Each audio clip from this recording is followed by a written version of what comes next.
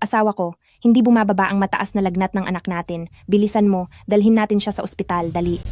Yang anak mo, anong kinalaman yan sa akin? Bakit kailangan ko siyang pakialaman?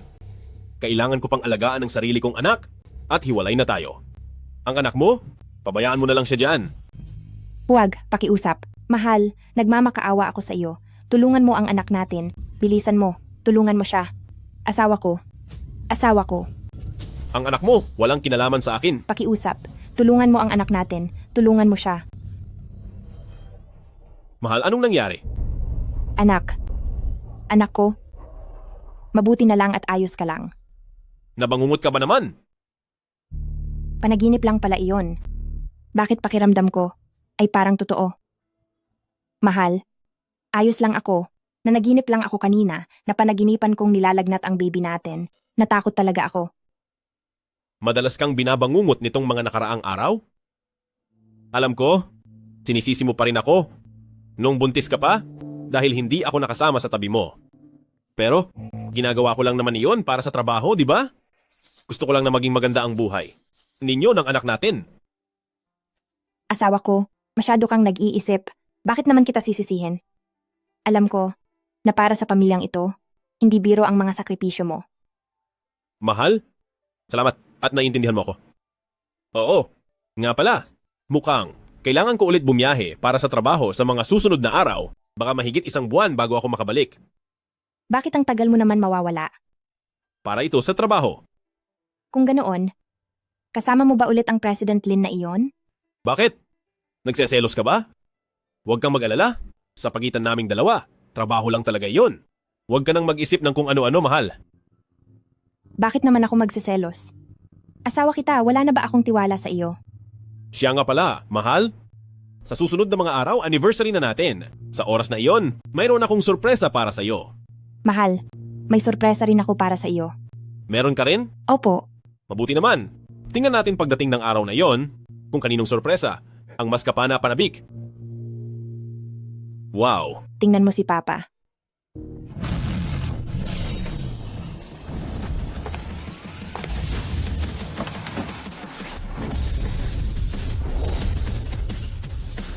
Nandiyan na ba ang anak ko? Opo, President Shen, hinihintay na po kayo ng young mistress sa loob. Nay, nandito po pala kayo. Ano? Nakapag-isip-isip ka na ba? Handa ka na bang makipaghiwalay? Nay, pwede po bang huwag nyo nang banggitin ang paghihiwalay? Masaya po kami ni Kinlang sa isa't isa. Tsaka, mabuti naman po ang pakikitungo sa akin ni Kinlang. Mabuti sa'yo? Noong buntis ka, wala siya sa tabi mo. Noong nanganak ka, wala rin siya. Ngayong nagpapagaling ka pa lang sa panganganak, hindi man lang siya mahagilap, iyan ba ang tinatawag mong mabuting pakikitungo? Masyado lang po siyang busy sa trabaho nitong mga nakaraan. Naiintindihan ko naman po siya. Ang dami ko nang nakilalang iba't ibang uri ng tao, maniwala ka sa kutob ko, hinding-hindi siya mabuting tao. Pati na ang buong pamilya niya, lahat sila ay parang mga linta. Naku po, inay. Huwag naman po ninyong husgahan agad ang tao. O, bakit mo ba ako pinapunta rito ngayon? Ha? Nay, hindi ba sabi nyo? Pagkatapos ng 1 buwan, mula noong isinilang ang bata, ibibigay nyo ang buong Shen Group sa asawa ko? Bawal po ninyong bawiin ang pangako nyo. Xiaoyu, balak mo ba talagang ibigay sa kanya ang kumpanya? Ang tagal na nating tumutulong sa kanya. Kung hindi dahil sa atin, ang pamilya nila, ay baka namumulubi na hanggang ngayon. Ay naku, inay. Asawa ko po siya. At malaki ang tiwala ko sa kanya, na hinding-hindi siya gagawa ng bagay na ikakasira ng relasyon namin. Hay, sige na, ikaw ang bahala. Pero tungkol sa tunay na pagkakakilanlan ng young mistress, kailan mo ba balak sabihin sa kanya? Kapag formal na niyang hawak ang grupo, sasabihin ko na po sa kanya. Sige na. Dahil nakapagpasya ka na, susunod na lang ako sa iyo. Ayos na ba? Salamat po, Nay. Alam ko talagang mahal na mahal niyo ako. Batang ito, basta't maging masaya ka lang, gagawin ni nanay ang lahat. O sige na, patingin na ako sa aking apo. Ilang araw lang kitang hindi nakita, lalo ka pang tumaba. Ipapamahala ko na sa kanya ang Shen Group. Hindi ko lang alam kung ang sorpresang ito ay magustuhan kaya ng asawa ko.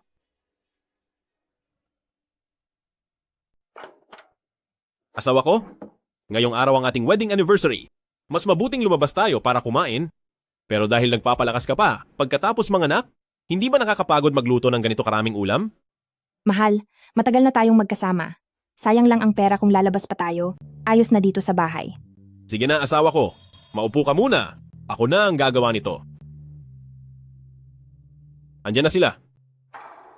Asawa ko, sa loob ng maraming taon, talagang nagpakahirap ka.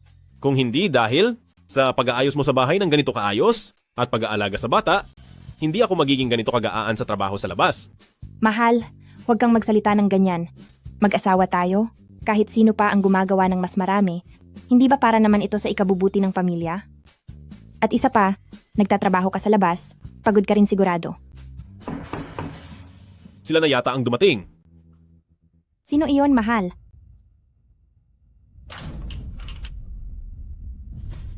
Bakit ngayon lang kayo? Tuloy kayo, pasok. Ay, sister-in-law, ang linis naman ng bahay niyo. Mas mahusay ka pa sa mga kinuha naming cleaner. Kuya, naiinggit ako sa iyo. Napakaswerte mo sa asawa mo. Sister-in-law, nagluto ka ng ganito karaming ulam. Ang dami at mukhang masarap lahat. Mahal, wedding anniversary natin ngayon. Sinabi mong walang ibang bibisita, tayong dalawa lang sana. Bakit mo inimbita si Xiaofeng at ang asawa niya? Ano ka ba asawa ko? Si Xiaofeng ay kapatid ko at si Yuking ay kapatid din natin. Hindi sila ibang tao. Tsaka, kung wedding anniversary natin ay tayong dalawa lang, hindi ba boring iyon? Mas masaya kapag marami tayo, hindi ba? Sige na, asawa ko. Kumuha ka pa ng 2 pares ng chopstick. Kakain na tayo. Salamat po, sister-in-law. Ay, sige na. Pwede bang ayusin mo ang itsura mo habang kumakain? Kasi naman, sobrang sarap ng luto ni sister-in-law. Sister-in-law, ang husay mo, mas magaling ka pa sa katulong namin. Buti naman at nagustuhan nyo. May niluluto pa akong sabaw. Kukunin ko lang muna. Uy, sister-in-law, huwag ka nang mapagod. Si kuya na ang pagawin mo niyan. Maupo ka muna at magpahinga. Sister-in-law, sa maraming taon na ibinigay mo para sa pamilya Qin, sa lahat ng sakripisyo mo, ang kabutihang iyan hinding-hindi namin malilimutan. Kuya, ginawa lahat ni sister-in-law para makatrabaho ka ng maayos, nanganak siyang mag-isa, nagpalakas ng mag-isa, at nilinis pa ang bahay ng ganito kakinang. Dapat mong alagaan ng mabuti si sister-in-law, nadinig mo? Kailangan pa bang sabihin yan? Asawa ko siya? Talagang aalagaan ko siya ng mabuti. Sister-in-law, natatandaan ko pa, noong nagpapalakas ako pagkapanganak, ikaw ang nag-alaga sa akin. Kaya kami ni Qin Feng, laging naghahanap ng pagkakataon para pasalamatan ka. Heto, regalo namin sa inyo ni Kuya para sa anniversary nyo. Talagang pinag-isipan namin ito ng mabuti ng asawa ko. Naku, wag na po. Magkapamilya naman tayo. Wag na kayong mag-abala. Sige na, asawa ko. Galing ito kay Xiaofeng at sa pamilya niya, tanggapin mo na. Oo nga. Sige, salamat sa inyo. Sister-in-law, bilis, buksan mo, tignan natin kung magugustuhan mo. Sige po.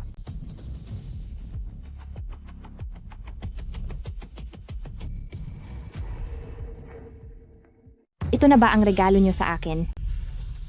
Sister-in-law, ano, gusto mo ba? Hindi ba paborito mong gumawa ng gawaing bahay? Gaya ng pagmamop, paghuhugas ng plato? Kapag nasugatan ang mga kamay mo, mahirap na iyon. Kaya pinili talaga namin para sa iyo itong mga guantes, napakadekalidad nito. Kahit habang buhay ka pang maghugas ng plato, hindi ito masisira. Kung ganoon, bakit mo ako binigyan ng timbangan? Ano ang ibig sabihin nito? Sister-in-law, si Yuching ang namili niyan para sa iyo. Mula nang mabuntis at manganak ka, naging mukha ka ng matanda at pangit. Ang taba mo pa, ni wala ka man lang paki sa katawan mo. Tingnan mo si President Lin, napaka-perpekto ng katawan niya. Gusto lang naming sister-in-law na magpapayat ka, kasi baka sa susunod, kapag kasama mo si kuya, nakakahiya ka. Diba kuya? Talagang pinag-isipan nyo ito ah. Wife, magpasalamat ka na sa kina Xiaofeng. Ito ang mga binigay nila sa aking regalo. Tapos dapat pa akong magpasalamat? Hay nako, sister-in-law. Wag na, magkapamilya na tayo. Wag ka nang mahiya. Isukat mo na itong mga guantes para makita namin kung maganda ba. Wife, makinig ka kay Yuking, isukat mo na at ipakita sa amin. Kung gusto nyo niyan, kayo na lang ang gumamit. Sister-in-law, ano bang ibig mong sabihin? Ito ay maingat naming pinili ni Xiaofeng. Kung ayaw mo, hindi mo naman dapat ito itapon. Naku naman, Pumunta sila rito para pasalamatan ka? Naghanda pa sila ng regalo. Bakit ka ganyan? Anong bakit? Hindi mo ba nakita ang binigay nila sa akin? Sa tingin nila, isa lang akong pangit at matandang katulong, di ba? Wife, anong pangit at matandang katulong? Naprapraning ka lang. Naisip lang nila na noong mga nakaraan, pagod ka na sa gawaing bahay at hindi mo pa alam kung paano pangalagaan ang katawan mo, kaya sila nagbigay ng mga regalong ito sa iyo. Para ito sa ikabubuti mo. Isipin mo naman, ang dami mong naitulong sa pamilya nila nitong mga nakaraang taon. Bakit naman hindi sila marunong tumanaw ng utang na loob? Nagkataon lang ba na napapraning lang ako? Siguradong napapraning ka lang. Tignan mo, pinili pa nila ang paborito mong kulay. Sorry, husband. Naging bugnutin lang ako kanina. Tama na iyan.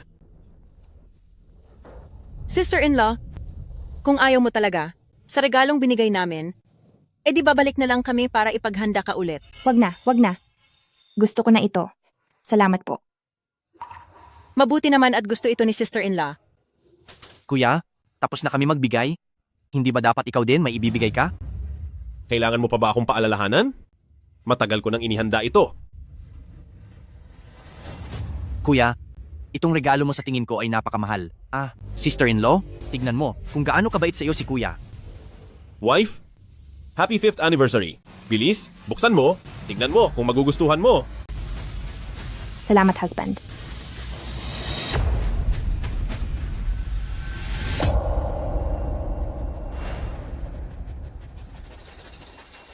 Bakit itong binigay mong regalo? Hangin lang ang nasa loob. Oo, hangin nga. Gusto mo ba? Anibersaryo natin ng 5 taon ng kasal. Pero ang ireregalo mo sa akin ay isang kahon ng hangin? Anong hangin ang sinasabi mo? Huwag mo namang sabihin yan. Mahal? Isipin mo ito ng mabuti. Sa puso ko, wala kang katapat na presyo. Kaya kahit anong regalo, ay hindi kayang itapat ang pagmamahal ko sa iyo, pati na rin ang halaga mo sa puso ko. Sinadya kong piliin ito para sa iyo. Kuya, napakalodik mo talaga pagdating sa romance. Mahal, kung ikukumpara natin, ang ibinigay nating regalo ay parang walang kabagay-bagay o saysay man lang. Tama ka dyan. Ang regalong bigay ni kuya ay maganda na at may gamit pa. At kitang-kita rito ang wagas na pagmamahal para kay sister-in-law. Ang regalong ito ay talagang napaka-perpekto. Mahal, 5 taon na tayong magkasama. Huwag kang mag-alala.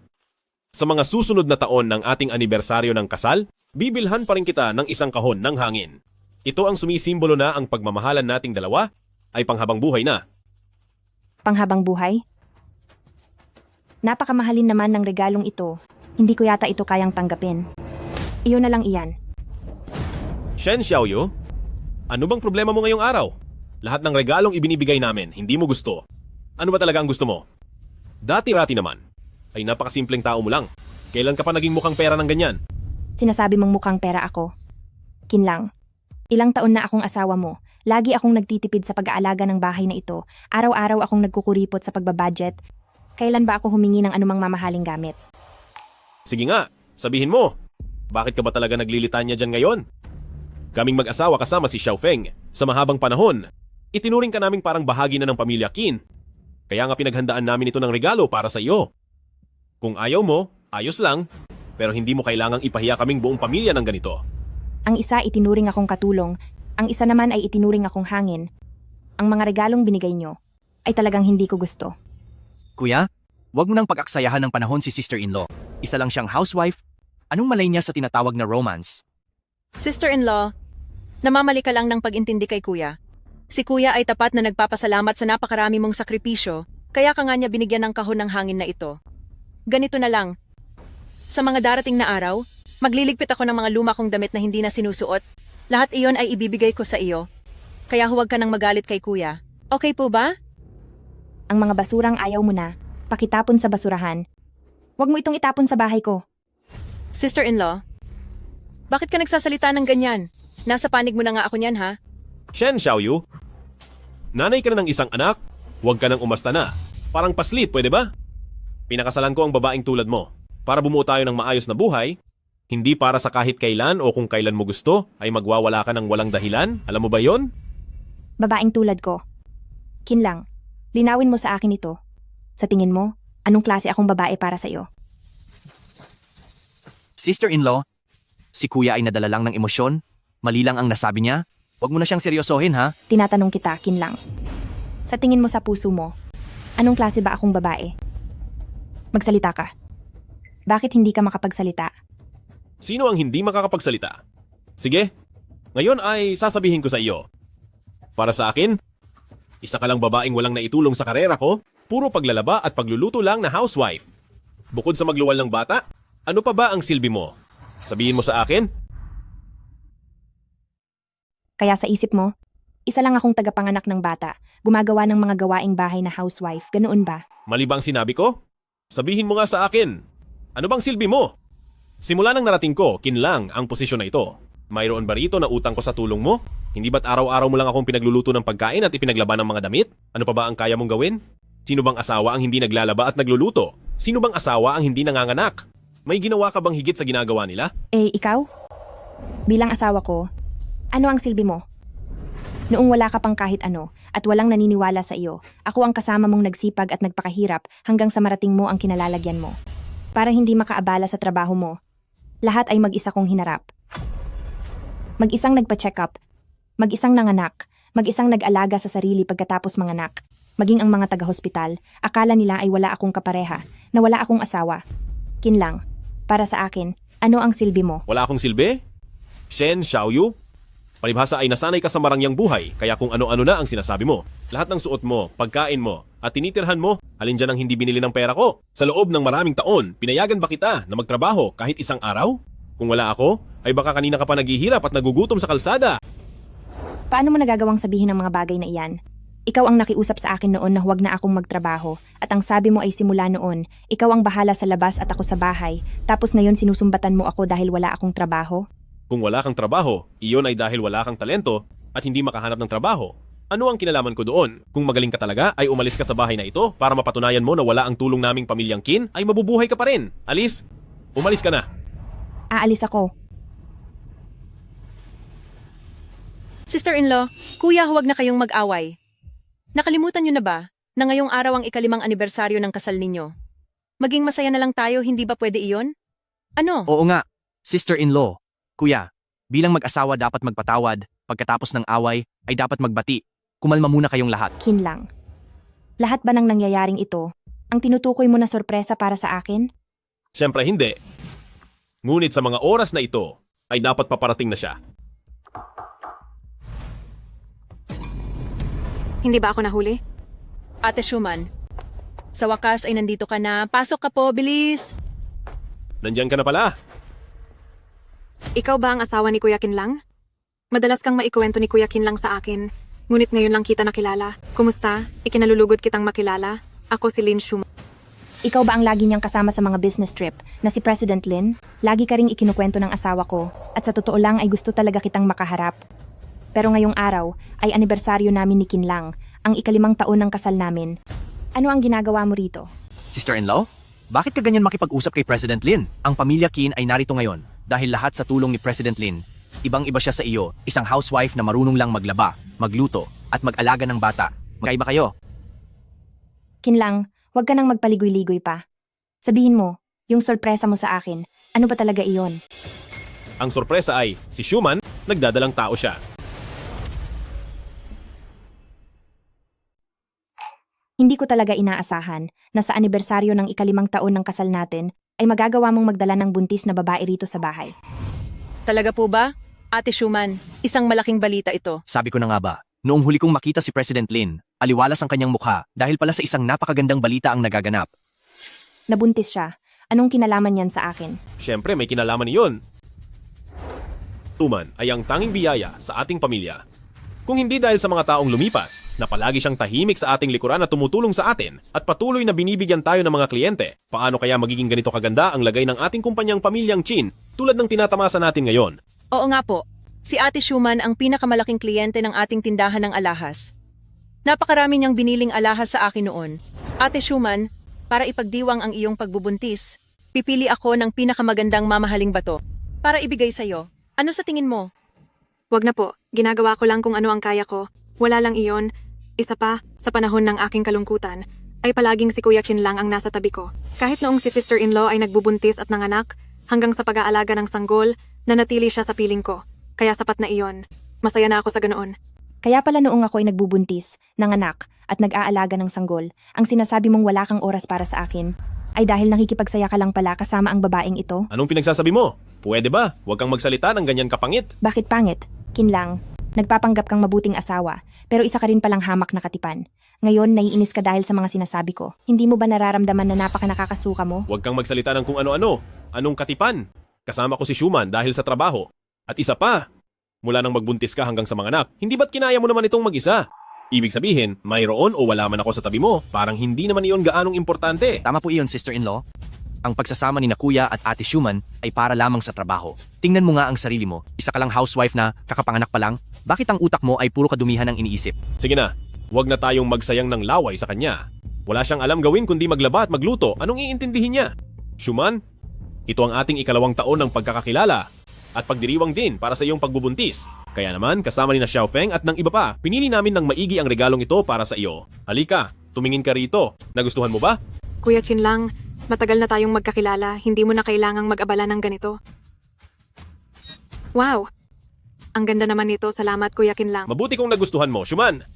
Mula ngayon sa bawat anibersaryo natin, kami ni Xiaofeng ay palaging magbibigay ng regalo sa iyo. Ate Schumann, alam ni Kuya na kapag buntis ka, ay madali kang uminit ang ulo para mapasaya ka niya. Talagang ibinuhos niya ang lahat ng kanyang kakayahan. Kinlang, pumunta ka ba rito ngayong araw dala ang babaeng iyan? Para lang ipagmalaki sa akin kung gaano kalalim ang inyong ugnayan? Anong dapat kong ipagmalaki sa iyo? Dinala ko rito si Schumann ngayong araw para ipaalam sa iyo na si Schumann ay nagdadalang tao na. Kaya mula sa araw na ito, responsibilidad mong alagaan ang pangangatawan ni Schumann. Hanggang sa makapanganak siya, hindi ka pwedeng humiwalay sa tabi niya. Mali ba ang narinig ko? Mula nang ako ay magbuntis hanggang sa manganak, habang nagpapagaling pagkatapos manganak, nag-iisa lang ako at walang maasahan kahit sino. Hindi pa tapos ang recovery period ko ngayon at inuutusan mo akong alagaan ang ibang babaeng buntis. Sa tingin mo ba posible yan? Asawa kita, pero masyado akong busy sa trabaho. Wala akong oras para alagaan si Schumann. Wala ring tatay ang anak niya. Bakit hindi mo man lang ako tulungan? Sabi ni Kuya Kinlang, siguradong ituturing din niyang sariling anak ang magiging baby ko. Kaya sister-in-law, pakiaayos na lang ang pag-aalaga sa akin sa susunod. Sister-in-law, isang malaking utang na loob ang ibinigay sa pamilya natin ni Ate Schumann. Hindi ba lagi mong sinasabi na gusto mong makatulong sa kapatid ko? Hindi ba ito na ang tamang pagkakataon? Hindi pwedeng hindi mo ito gagawin. Ang pag-alaga ba sa ibang buntis na babae ay ang paraan mo para tulungan kita? Kinlang, ano ba talaga ang halaga ko sa puso mo? Binabalaan kita sa huling pagkakataon. Huwag kang magsalita ng ganyan kapangit. Sa pagitan namin ni Schumann, ay wala kaming ginagawang masama. Sister-in-law, masyado ka namang nag-iisip. Kahit ilang taon pa lang akong nakakasal sa pamilyang Kin. Alam ko ang ugali ni Kuya. Siguradong hindi siya gagawa ng kahit anong ikakasakit ng loob mo. Tulungan mo na si Kuya na. Alagaan ang buntis na si Ate Schumann. Isa pa, noong nagpapagaling ako pagkapanganak, hindi ba ikaw rin ang nag-alaga sa akin? Hindi ba doon ka pinakamagaling? Ang gumawa ng gawaing katulong. Simula nang ikasal ka sa pamilyang Kin, itininguri kita na parang si bunsong kapatid na babae. Mula nang mabuntis ka hanggang sa pagpapagaling mo, inaalagaan kita ng maigi ng walang pagkukulang. Hindi ko akalain na ang turing mo pala sa akin ay isang katulong. Anong libreng katulong? Hindi naman ganoon ang iniisip ko. Kung iniisip mo man iyan o hindi, ikaw lang ang nakakaalam. Basta pakinggan nyo ang sasabihin ko, hindi ko aalagaan ang babaeng iyan. Kalimutan nyo na yan. Shen Xiaoyu, pwede bang huwag kang maging napaka-selfish? Araw-araw mong sinasabing tutulungan mo ako, palagi kang umaakto bilang isang mabuting asawa, pero ngayong talagang kailangan ko ng tulong, ayaw mo ng tumulong? Sister-in-law, pumayag ka na? Bakit kailangang gawing pangit ang sitwasyon? Huwag niyo nang pilitin si sister-in-law, mag-isa na ngang inaalagaan ni sister-in-law ang sarili niyang anak, tapos aalagaan pa ako. Napakahirap naman noon para sa kanya. Ganito na lang, sister-in-law. Babayaran kita para trabahuhin ito. Magkano ba ang bayad sa katulong sa labas sa loob ng isang buwan? Doble ang ibabayad ko sa iyo. Sa ganitong paraan, ikaw na housewife, ay makakaipon ng kaunting pera. Ang ganda ng plano, di ba? Matalino talaga si Ate Schumann. Bakit hindi ko naisip yon? Hindi maaari. Isa kang taong dapat pasalamatan ng pamilyang Qin. Paano ko hahayaang ikaw ang magbayad?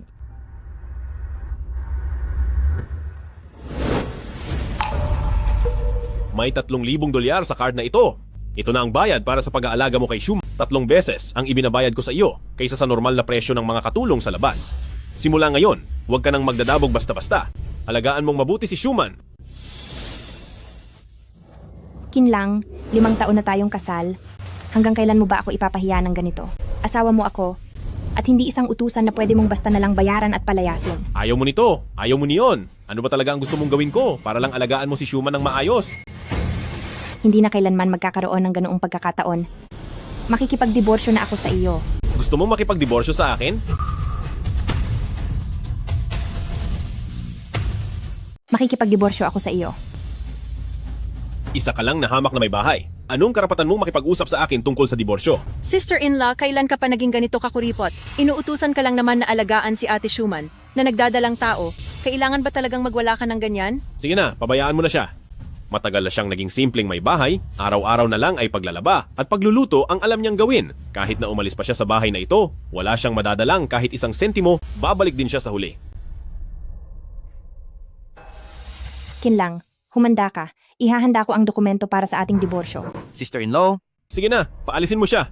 Tutal naman ay balang araw, ay iiyak din siyang babalik dito. Pero medyo curious din akong magtanong. Ano ba talaga yung sorpresa na sinasabi mo kanina? Ang sorpresang iyon, kailanman ay hindi mo malalaman at kailanman ay hindi mo makukuha.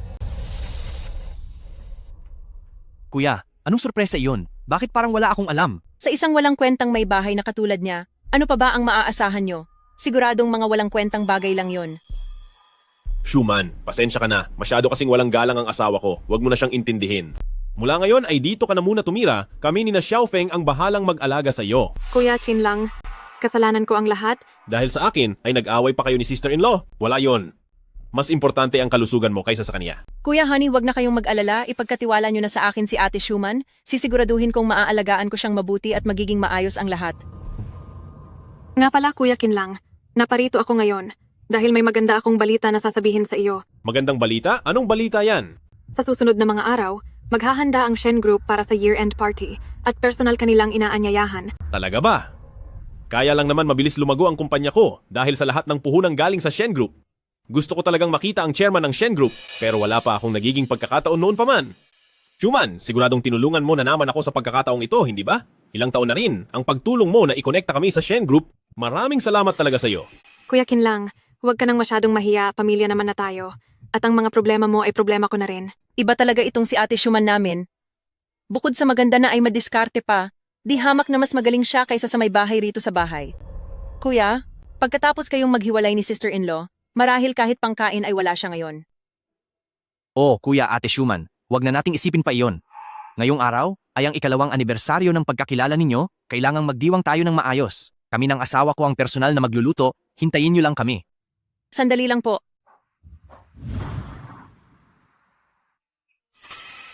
Halika, ilabas nyo na rito ang mga lobster at king crab.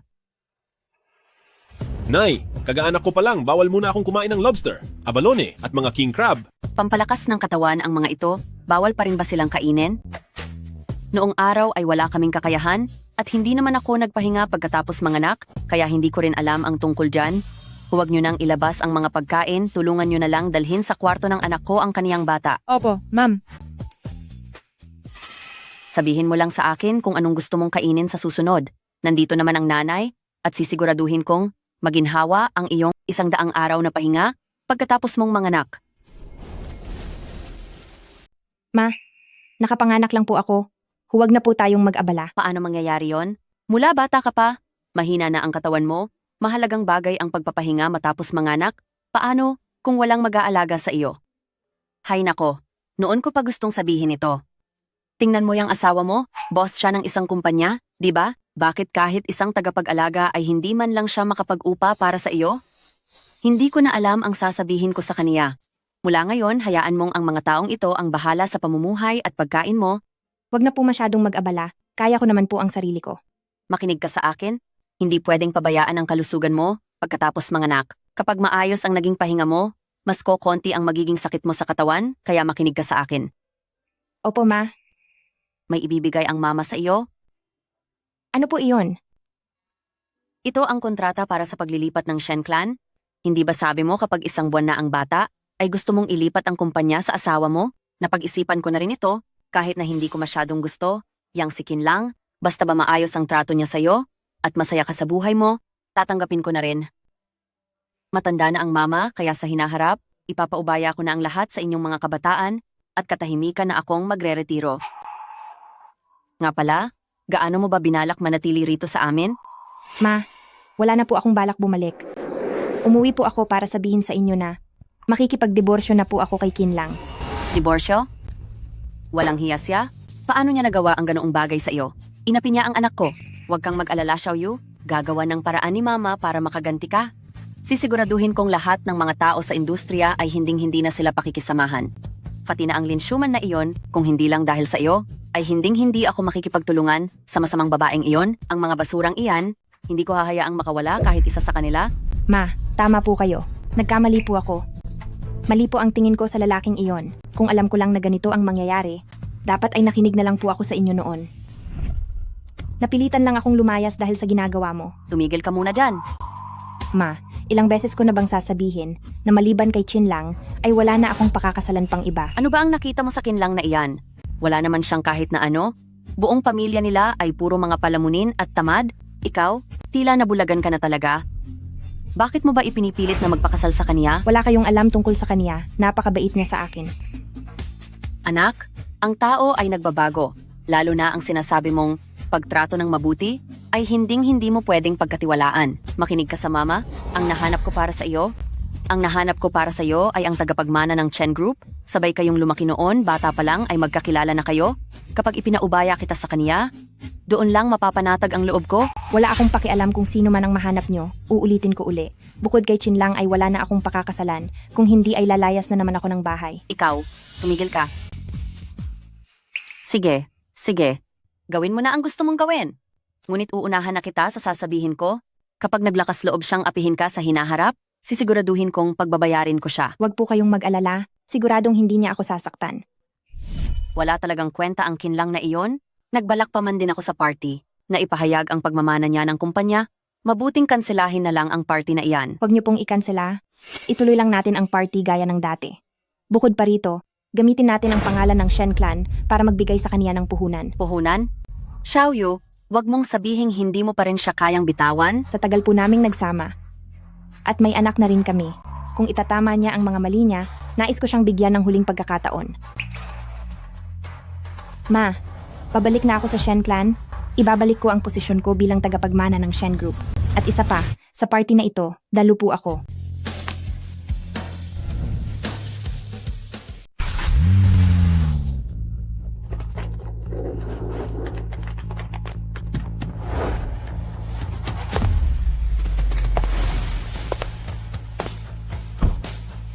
Young Mistress, dadating na si President Shen maya-maya po. Sigurado po ba kayo na hindi nyo kami kailangang samahan sa loob? Paano kung may mangyaring masama po? Hindi na ako ang dati na nagsisilbing parang katulong na walang bayad, na isa lamang simpleng may bahay. Dahil ako na ang tagapagmana ng Shen Group, huwag kayong mag-alala. Kung may mangyari mang masama, kaya ko na ang sarili ko. Sige po, Young Mistress. Maghihintay na lang po kami rito sa labas.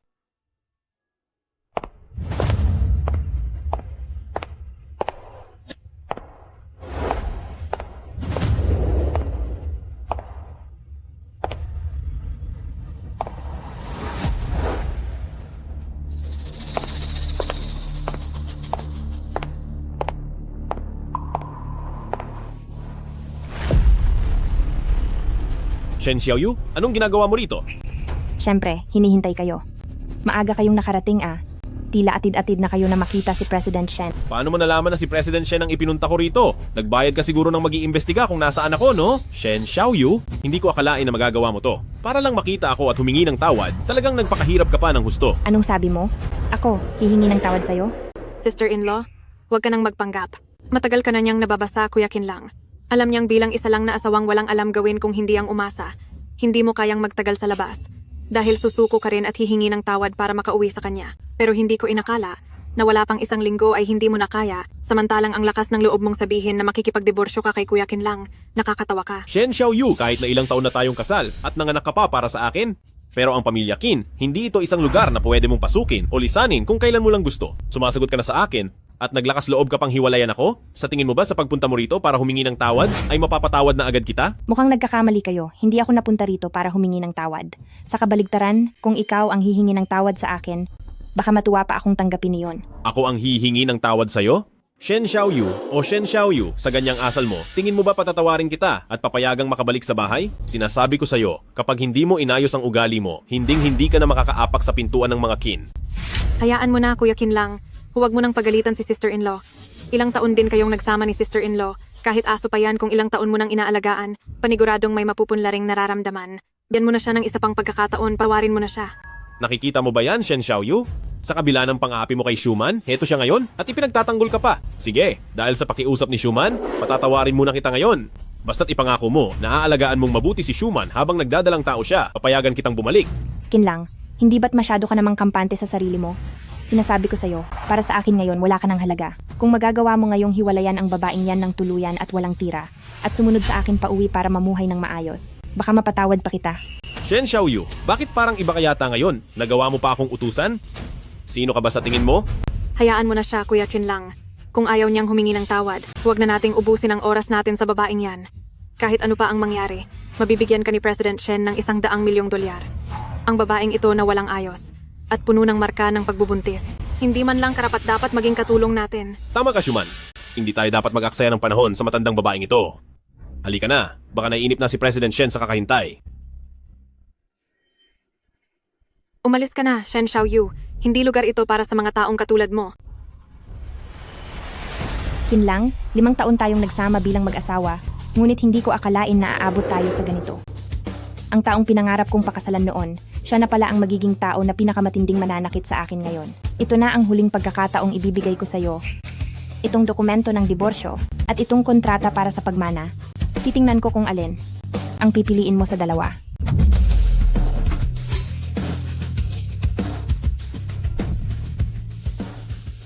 Schumann, ngayong pagkakataon, gusto talaga kitang pasalamatan. Kung hindi dahil sa tulong mo, marahil sa buong buhay ko, hindi ako magkakaroon ng paraan para makita ang CEO ng Shen Group. Kuya Kinlang, huwag ka namang masyadong mahiya. Ginawa ko lang ang ipakilala ka kay President Shen. Ang kagustuhan niyang makipagkita sa iyo, ang mahalaga ay nakadepende sa sarili mong kakayahan. Hindi ko rin alam kung bakit, pero si President Shen ay tila laging interesado sa iyo. Sa tuwing may proyekto ka, pumapayag siya agad nang hindi na kailangang mag-isip pa. Sabihin mo nga sa akin, baka naman si President Shen ay kilala mo na ng palihim? Huwag ka namang magbiro. Ang boss ng isang maliit na kumpanyang gaya ko, paano naman magiging kakilala si President Shen? Sa bagay, darating na si President Shen mamaya. Kinlang, kailangang magpakitang gilas ka. Kapag nagustuhan ka ni President Shen, ang mga susunod na proyekto mo ay magiging sunod-sunod na at walang hinto. Schumann, kung hindi dahil sa iyo, na palaging sumasama at tumutulong sa akin, marahil hanggang ngayon ay wala pa rin akong nararating. Hamak na mas magaling ka kaysa sa walang kwenta kong asawa sa bahay. Payapa ang loob ko kapag kasama kita. Iniisip ko na kawawa naman si sister-in-law. Siguro sa mga oras na ito ay mag-isa siyang nakalumpagi sa may pintuan at umiiyak. Bakit hindi mo kaya siya isama rito? Para naman makakita siya ng marangyang mundo. Gusto kong pumasok, siguro naman ay walang mangangahas na harangan ako, di ba?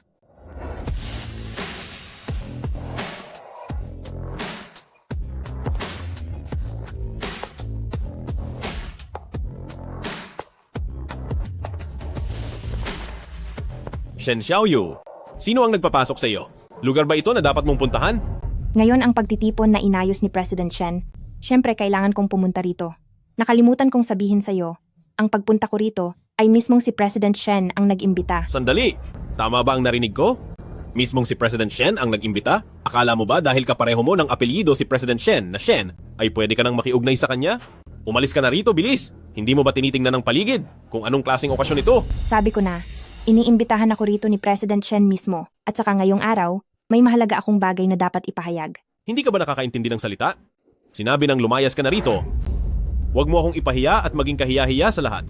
Kuya Kinlang, huwag ka naman sanang masyadong magalit. Sa tingin ko, ang pagpunta ni sister-in-law dito ay hindi lang para humingi ng paumanhin.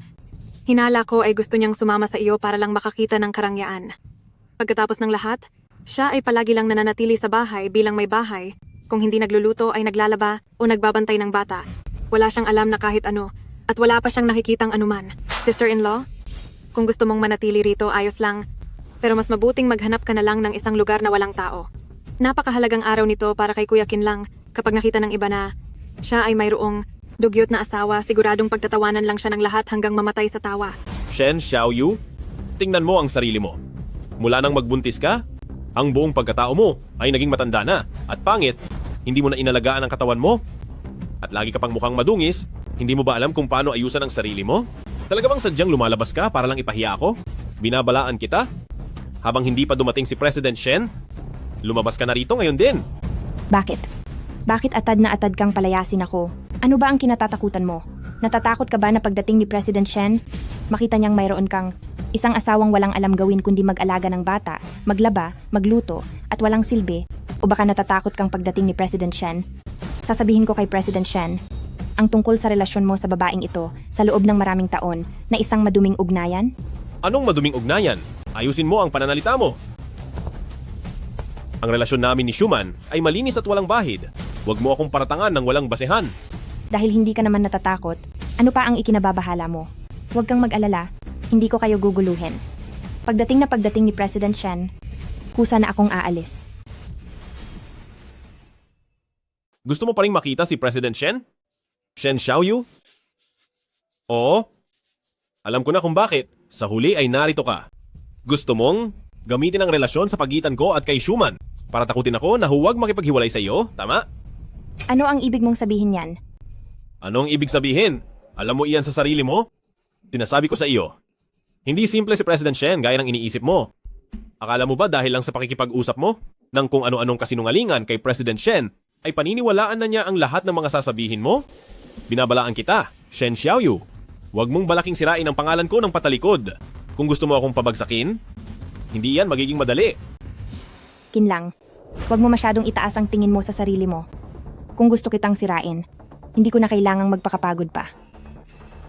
Ilang araw lang tayong hindi nagkita at naging ganito. Nakalakas ang loob mo.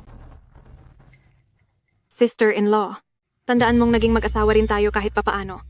Nahirapan si Kuya Kinlang bago narating ang posisyong ito, kaya huwag ka na sanang manggulo rito, pwede ba? Kung hindi mo na kayang makasama si Kuya Chinlang, huwag mo nang tiisin.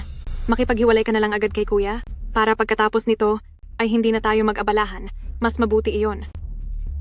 Lin Schumann, parang masyado kang nagmamadaling pilitin ang asawa ko na hiwalayan ako at hindi ka na makapaghintay na magsama kayo ng asawa ko ng malaya, ano? Shen Xiaoyu, kapag sinubukan mo pa uling hiyain si Schumann, talagang pagbabayarin kita at hindi kita palalampasin. Wala akong interes na hiyain siya. Pero may isang bagay na tama si Lin Schumann. Narito ako ngayon dahil sa isang napakahalagang bagay. Ito ang kasulatan para sa paghihiwalay. Pirmahan mo ito. At simula ngayon, putol na ang ugnayan nating dalawa. Hiwalayan? Tingnan mo muna kung nasaan tayo ngayon. Ang tungkol sa paghihiwalay. Pwede ba nating pag-usapan iyan sa bahay? Kinlang, wala na akong mahabang pasensya. Ngayong araw, kailangan mong mamili. Bitiwan ang pagsasama nating maraming taon at hiwalayan ako sa pamamagitan ng pagpirma sa kasulatang ito. O simula ngayon, tuluyan nang tapusin ang lahat sa babaeng iyan at bumalik sa pamilya. Habang pinipirmahan ang inihanda kong sorpresa para sa iyo. Mamili ka. Sorpresa? Anong sorpresa iyan? Kapag nakapili ka na, saka ko lang sasabihin sa iyo. Shen Xiaoyu? Isa ka ng ina ng ating anak? Pwede bang huwag kang maging masyadong isip bata? Kinlang, ito na ang ibinibigay kong huling pagkakataon sa iyo. Isiping mabuti ang lahat. Huwag kang magkamali ng pili.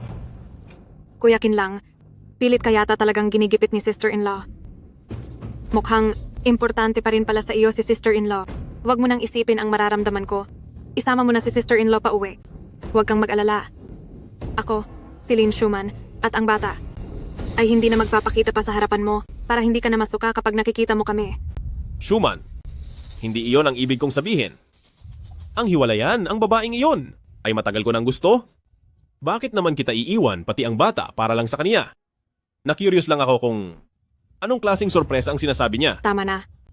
Wala naman na tayong ugnayan, kaya hindi mo na kailangang magpaliwanag sa akin. President Qin. Ano? May napili ka na ba? Sa dalawang kasulatang ito, alin ang pipiliin mo? Shen Xiaoyu, talaga bang makikipaghiwalay ka sa akin? Isipin mong mabuti, sa loob ng maraming taon, umasa ka lang sa akin para mabuhay. Paano na ang magiging buhay mo sa hinaharap? Pinapayuhan kita? Huwag ka nang magmatigas. Paano mo nakuha ang kapal ng mukhang sabihin iyan?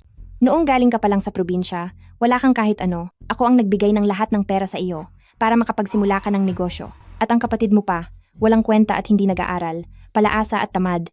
Sa loob ng maraming taon, lagi siyang humihingi ng pera sa akin, pati na ang perang ginamit sa kasal niya ay galing sa akin.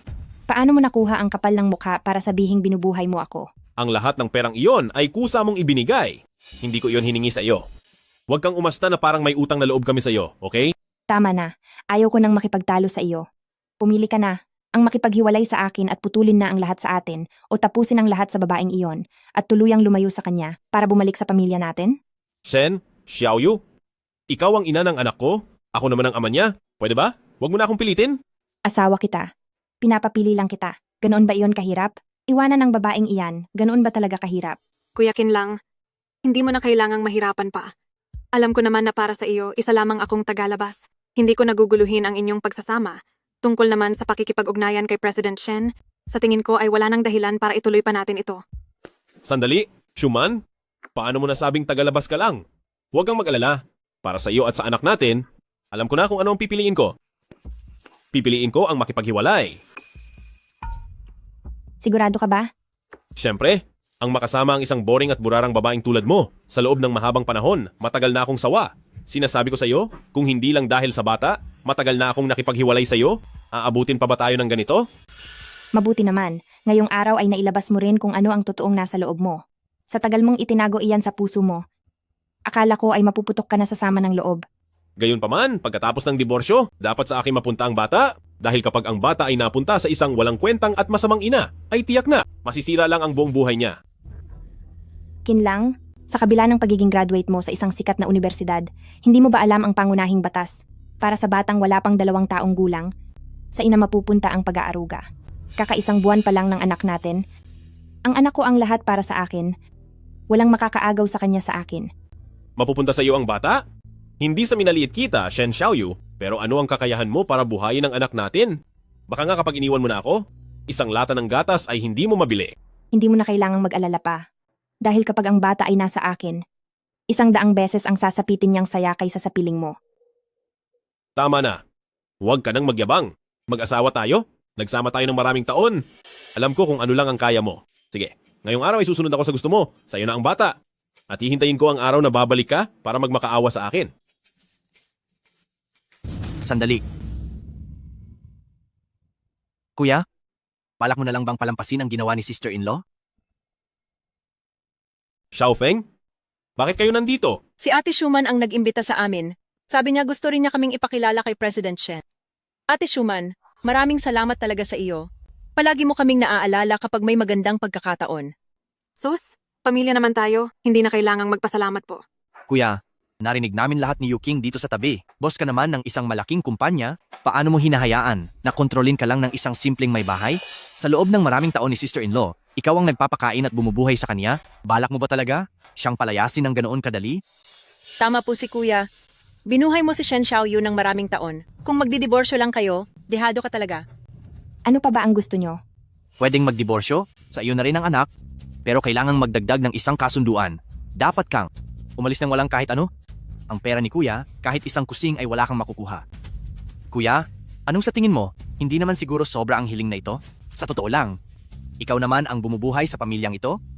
Ito ang kasunduan, pirmahan mo lang ito, at agad na makikipagdiborsyo si Kuya sa iyo. Tama ang sinabi ni Xiaofeng. Kung gusto mo ng diborsyo, kailangan mong umalis ng walang bitbit na anuman. Ngayong araw ay nakita ko na rin ang tunay na ugali ng buong pamilya nyo. Tama ang sinabi ng nanay ko, kayo ay mga walang utang na loob. Kinlang, ngayong maraming taon na akong asawa mo, nagsilbi at nagpakapagod ako para sa pamilyang ito. Sa huli, gusto nyo pa rin akong paalisin ng wala kahit ano. Sister-in-law, wag mo naman sanang gawing masama ang usapan, okay? Ikaw itong namimilit na magdiborsyo ng walang sapat na dahilan, kaya dapat may mga kondisyon kami, di ba? Tsaka, ang pera sa bahay na ito ay pinaghirapan lahat kitain ni Kuya, lahat ng gamit dito, ay si Kuya din mismo ang bumili, anong kinalaman mo doon?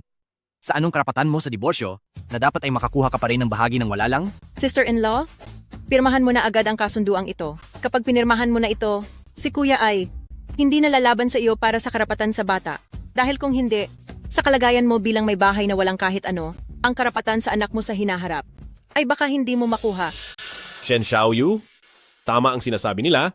Wala kang trabaho sa loob ng maraming taon. Ang alam mo lang ay magpasarap sa loob ng bahay. Binubuhay kita, pero wala kang utang na loob. At ngayon, gusto mo pang makipagwalay sa akin? Sige. Ngayon, bibigyan kita ng 2 pagpipilian. Una, humingi ka agad ng tawad kay Shuman. Pagkatapos ay bumalik ka na bilang isang masunuring may bahay at pagsilbihan kaming mabuti. Pangalawa, pirmahan ang karagdagang kasunduan. Makipagdiborsyo sa akin at umalis ka ng wala kahit na anong gamit o pera. Para sa akin, dahil sa ating anak at sa dami rin ng taon ng pagsasama natin, pwede kitang bigyan buwan-buwan ng $200 para sa bata. Ang perang ito ay sapat na para makabili ka ng gatas para sa bata. 200 lang? Para sa iyo, ang anak mo at ako ay hanggang doon lang ang halaga. Bilang isang ama, paano mo iyan nasasabi ng wala man lang hiya? Malaki na ang $200. Kung hindi mo kayang bumili ng gatas, pasusuhin mo ang bata, mas malusog pa ang gatas ng ina.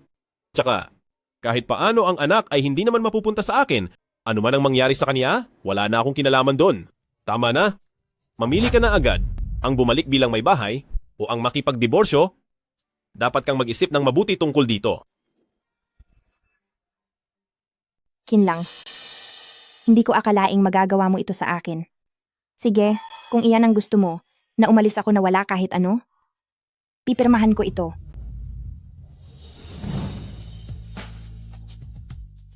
Shen Xiaoyu, pag-isipan mong mabuti kapag napirmahan na ito, ikaw at ang pamilyang Qin ay wala nang magiging ugnayan pa. Wala nang mag-aalaga sa iyo. Kailangan mo nang tumayo sa sarili mong mga paa. Huwag mo na iyang alalahanin. Aalagaan ko ang sarili ko at ang anak ko. Sana lang ay hindi ka magsisi sa huli. Ang makipaghiwalay sa babaeng tulad mo. Bakit naman ako magsisisi? Tama na, itigil mo na ang pagpapanggap. Kung nanghihinayang ka sa marangyang buhay mo ngayon, bumalik ka na doon at maglabat magluto na para sa akin at aakto ako na parang ang lahat ng ito ay hindi nangyari. Kinlang. Ito ang napili mong desisyon at sa lahat ng ginawa mo ngayon, pagbabayarin kita. Anong kalokohan na naman ba yan? Shen Xiaoyu, sobra ka nang nagpapanggap? Wala nang maniniwala sa iyo.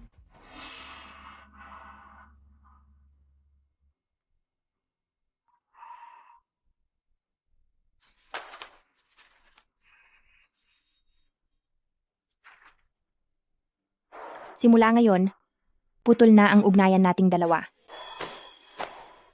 Kuya, Ate Schumann, talagang maganda ang nangyari ngayon. Bukod sa natanggal na natin ang pabigat na iyan, nakakuha pa si Kuya ng higit $100 milyong na investment mula sa Shen Group. Kailangan nating humanap ng lugar mamayang gabi para mag-celebrate. Ate Schumann, hiwalay na si Shen Xiaoyu sa kuya ko. Ibig bang sabihin yan kayong dalawa ay? Iyan, tungkol sa amin ni Schumann, huwag niyo na kaming alalahanin. Simula ngayon ay aalagaan kong mabuti si Schumann at ang bata sa sinapupunan niya, hindi ko sila pababayaan.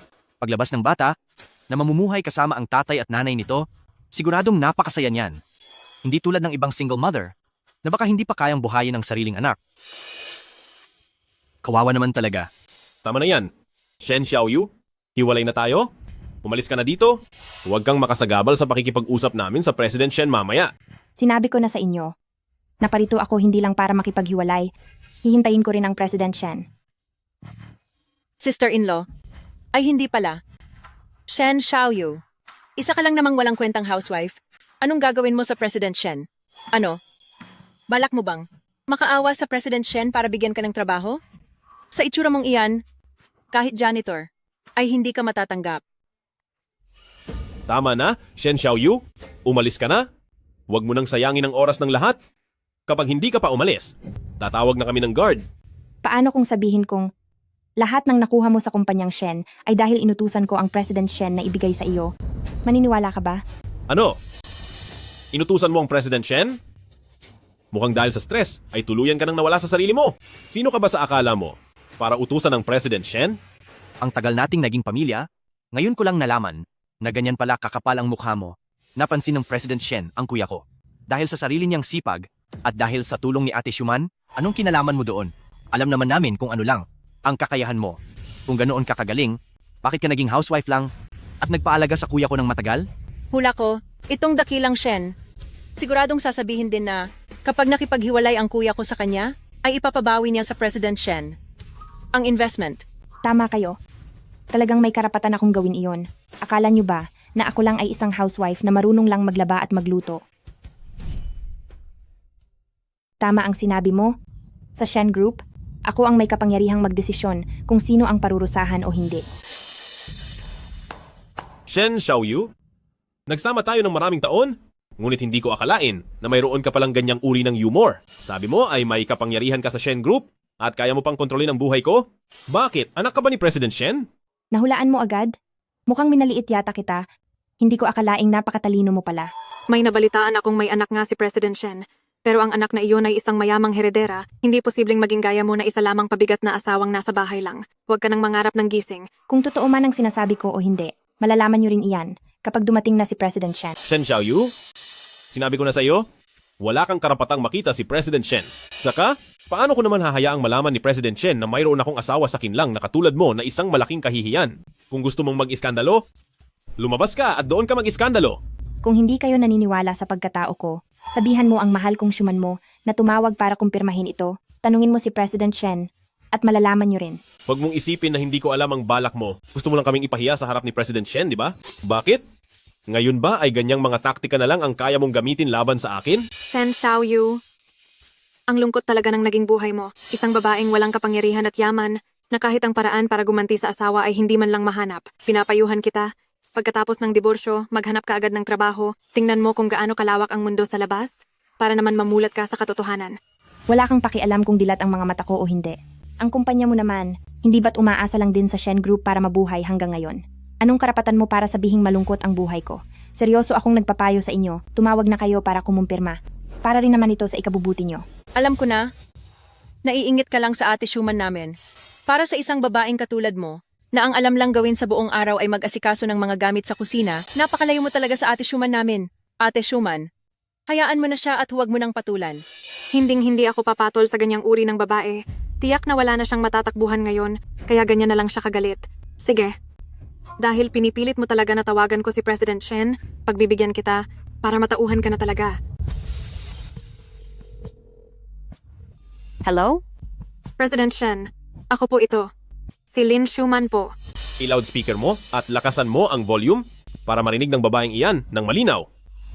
President Shen, nandito na po kami ni President Qin sa venue. Gusto ko lang po itanong kung anong oras kayo darating. At tungkol sa napag-usapan nating investment, tuloy pa rin po ba iyon? May biglaang emergency ako kaya hindi ako makakapunta. Pero nagtalaga na ako ng ating tagapagmana mula sa Shen Group para personal na makipagpirmahan sa'yo ng investment contract. Tagapagmana? Sino po iyon? Malalaman mo rin pagdating ng oras. Schumann, kailan pa nagkaroon ang Shen Group ng tagapagmana? Hindi ko rin alam. Hindi naman nag-abiso sa akin si President Shen. Hindi kaya totoo ang sinabi ni Shen Xiaoyu. Tama ka. Ako ang tagapagmana ng Shen Group. Ano? Ikaw ang tagapagmana ng Shen Group? Bakit? Hindi ba ako mukhang ganoon? Schumann, naniwala ka naman sa mga sinasabi niyang kalokohan? Tingnan mo nga siya. Mula ulo hanggang paa, mayroon bang kahit isang bagay na mukhang tagapagmana ng Shen Group? Ang babaeng ito? Mahilig talagang magyabang sa wala. Kaya huwag na huwag kang magpapaloko sa kanya. Shen Xiaoyu? Sobra na ang biro mo ngayon, hindi ba? Hindi ka pa ba tapos sa pangugulo? Hanggang kay President Shen ba naman? Ay gagawa ka pa ng plano? Akala ko dati ay inosente ka lang. Pero ngayon ko napatunayan na sa totoo lang talagang napakalaki mong hangal. Hoy, kuya, wag mo namang sabihin yan. Dating hipag natin yan. Kagagaling lang niya sa panganganak, pagkatapos ay pinilit na makipagdiborsiyo sa iyo at pinalayas pa sa bahay ninyo. Hindi siguro niya iyon natanggap, kaya nagkaproblema ang isip niya, natural lang iyon. Dapat ay intindihin mo siya. Chao Feng, kapag sinabi mo ang bagay na iyan, parang may punto ka nga. Sige, dahil naging mag-asawa naman tayo dati, hindi na ako makikipagtalo sa'yo. At isa pa, hindi ba mahilig kang umarte? Pagbibigyan ka namin na umarte muli. Kapag naging masaya ka na sa pag-arte mo, ay lumayas ka na dito. Okay ba? Shen Xiaoyu? Ay, mali. Dapat nakitang tawagin ngayong Binibining Shen. Ha ha ha. Kuya, maghinay-hinay ka naman. Baka magalit ng totoo ang binibining Shen na iyan. Baka palayasin ka talaga niya sa bahay at ipatigil pa sa Shen Group ang mga puhunan sa iyo. Ay, tingin mo ba ay baka gawin din niya tayong mga ingratong tao na nakaluhod na nagmamakaawa para sa patawad niya? Naku mahal ko, higit pa roon ang pwedeng mangyari. Hindi natin masisiguro. Baka itong si Binibining Shen ay ipaban, patayo sa buong industriya. At pagkatapos, ay maging tagalinis na lang tayo ng palikuran para pambayad sa aming mga kasalanan. Sandali. Paano naman ako? Binibining Shen, anong balak mong gawin sa akin?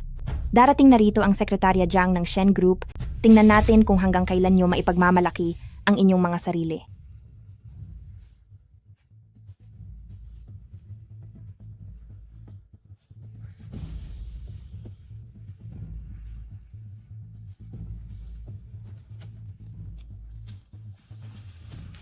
Sekretarya Jiang?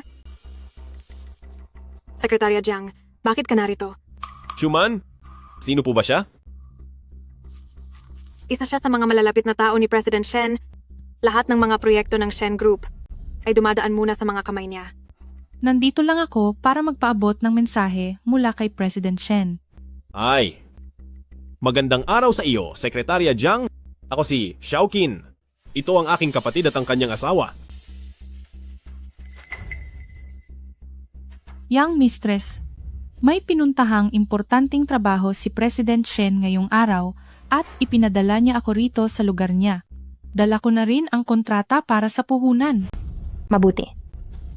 Sekretarya Jiang, dahil ikaw ang naging kinatawan ni President Shen, pag-uusapan ba natin ang tungkol sa puhunan? Tama ka. Ang kontrata para sa puhunan na iyan ay dala ko na rito. Kapag kayo ay at ang tagapagmana ng Shen Group ay sabay na pumirma rito, ay agad na magkakaroon ng bisa ang kontratang ito. Sekretarya Jiang, matagal na panahon akong nanilbihan sa tabi ni President Shen. Bakit hindi ko alam na may tagapagmana pala? Ang Shen Group? Sino siya? Kilala ko ba ang taong iyon? Siguradong nakita mo na siya? At panigurado? Ay pamilyar na pamilyar ka sa kanya. Pamilyar na pamilyar?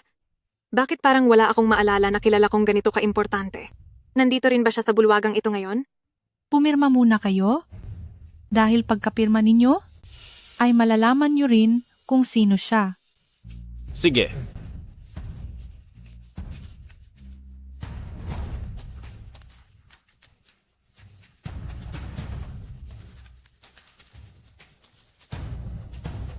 Young Mistress, oras na para pumirma ka.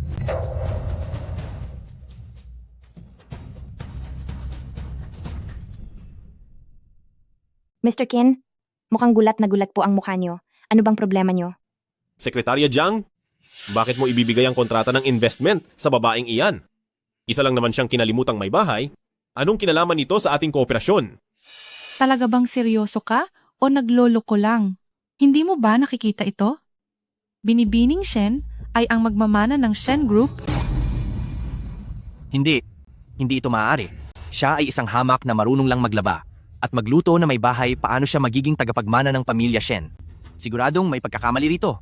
Sekretarya Jiang, tiyak na nagbibiro ka lang, di ba? Sa tingin mo ba? Mukha ba akong nagbibiro? Shen Xiaoyu ay personal na pinili ng ating si Mr. Shen. Kung hindi ka naniniwala, maaari kang magtanong ng direkta sa kanya. Walang saysay ito. Ang Shen Group ay napakalaking kumpanya at si Mr. Shen ay isang makapangyarihang pinuno. Paanong ibibigay niya ang kinabukasan ng kumpanya sa mga kamay ng ganitong uri ng babae? Walang galang. Pinagdududahan mo ba ang naging desisyon ni Mr. Shen? Sinasabi ko sa inyong lahat, si Miss Shen simula sa araw na ito ay magiging chairman ng ating Shen Group. Kung sino man ang mga has na hamakin siya, parang binangga nyo na rin ang buong Shen Group. Hindi lang isang beses na pinaalalahanan ko kayo. Magbabayad kayo para sa lahat ng ginawa nyo. Gusto nyo ang $100 milyong na investment, tama? Gusto nyo ba akong pumirma riyan? Pwede naman kayong magmakaawa sa akin. Kapag nasiyahan ako, pipirmahan ko ito. Hay naku, sister-in-law. Sister-in-law, isa lamang itong malaking hindi pagkakaintindihan. Alam mo ba na ang pagpasok sa Shen Group ay napakalaking bagay? Bakit hindi mo kami agad pinadalhan ng mensahe? Itinuturing mo pa ba kami bilang iyong pamilya? Ikaw ang paborito kong sister-in-law at ako ang iyong matalik na magkapatid. Hindi mo kami maaaring pabayaan. Lumayo ka sa akin. Kapag nakikita ko ang mapagpanggap mong mukha, nasusuka ako. Sister-in-law, paano mo nagagawang gawin ito? Napakalapit natin sa isa't isa, bakit itinago mo pa sa amin na ikaw ang tagapagmana ng pamilya Shen? Napaka-unfair mo naman, hindi ba? Kuya, bilisan mo. Humingi ka ng paumanhin kay sister-in-law. Sa mga nangyari ngayon, isipin na lang natin na hindi ito nangyari. Sa hinaharap, tayo ay magiging isang nagmamahalang pamilya muli, hahaha. Huwag niyo na ulit akong tatawaging sister-in-law. Iwalay na kami ni Qin lang. Ang Shen Xiaoyu na ito at ang pamilyang Qin ay wala na pong anumang kinalaman sa isa't isa. Simula nang magpakasal ako sa pamilyang Qin, wala pa kayong kahit na ano noon. Ako ang naging dahilan kung bakit lihim. Na tumutulong ang pamilya Shen sa inyo hanggang sa marating nyo ang kung nasaan kayo ngayon. Ngunit hindi ko inaasahan na ngayong araw makikita ko ang tunay ninyong mga pagkatao. Sekretarya Jiang. Simula ngayon, ititigil ng Shen Group ang pakikipagtulungan kina Chinlang at Lin Shuman sa lahat ng bagay. Opo, susundin ko po. Shen Xiaoyu. Huwag po. Sir Shen, siguradong may malaking pagkakamali lang rito. Sa pagitan namin ng asawa niyo, wala po kaming relasyon kahit ano. Ano ba? Kuya Kinlang, magsalita ka. Bilis, magsalita ka na. Iyan ang naging sarili ninyong pagpili. Tungkol naman sa inyong dalawa, kayo ay mga tauhan lang ni Kinlang at Lin Shuman, ang dalawang tao sa ilalim na palamunin lamang. Nang wala ang tulong nila, pakiusap, tumayo kayo sa sarili ninyong mga paa, at mag-ingat na lang kayo sa susunod. Sekretarya Jiang, tara na. President Shen, kapag wala ang Shen's investment sa kumpanya ko, talagang tapos na ako. Pangako, sa pagitan namin ng asawa mo ay wala talagang namamagitan. Sinisiguro ko sa'yo na sa susunod ay hindi na ako magpapakita sa harapan ninyo. Nagmamakaawa ako sa'yo. Patawarin mo ako sa pagkakataong ito. Palagpasin mo na po ito. Huwag kang magsalita ng ganyan, President Lin. Dapat pa nga kitang pasalamatan. Salamat dahil ipinakita mo sa akin ang totoong kasuklam-suklam na ugali ni Kinlang. Ngayon kami ni Kinlang ay opisyal ng diborsyado, kaya kayong dalawa ay sa wakas ay maaari ng magsama ng lantaran. Nawalan ka man ng trabaho, kapalit naman nito ang pag-ibig. Para sa iyo, mabuti pa rin itong bagay na nangyari. Sandali lang. Asawa ko, ikaw ba talaga ang tagapagmana ng Shen Group? Bakit mo ito kailangang ilingid sa akin? Bakit? Para protektahan ang kaawa-awa mong pride. Kinlang, mula noong galing ka sa probinsya ay hindi naging madali ang lahat. Naiintindihan kita. Kaya handa akong manatili sa likod mo bilang isang housewife na tahimik kang sinusuportahan para unti-unti kang umunlad at sumikat. Ang balak ko sana ay maghintay hanggang sa balang araw kung kailan kaya mo na ang lahat at saka ko sasabihin ang totoo. Pero hindi ko inakalang. Sisirain mo lang ang napakaraming taon na inihanda ko ang sorpresang ito. Ngayon ay nakita ko na ang masamang ugali ninyong buong pamilya. Anong sorpresa? Ang sinasabi mo? Gusto mong malaman?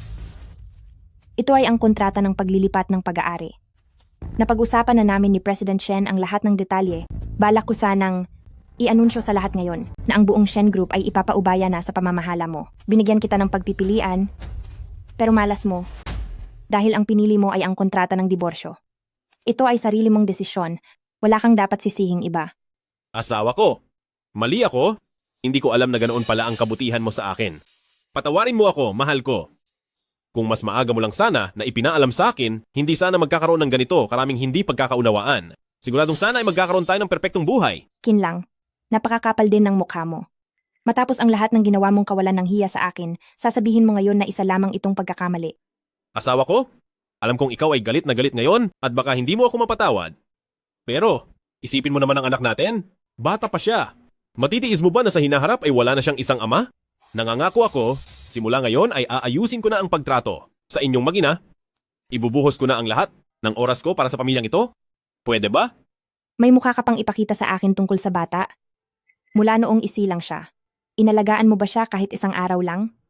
Kinlang, lahat ng ginagawa mo ngayon ay gaya rin ng ibinigay mong regalo sa akin. Walang saysay at walang laman. Simula sa araw na ito, kaming mag-ina ay hindi na gustong makita ka pa. Tara na. Asawa ko! Nako, kuya, sunduin mo agad si sister-in-law, paamuhin mo siya at pabalikin. Kung hindi, ang pamilya natin ay masisira na. Bilis, Asawa ko! sister-in-law.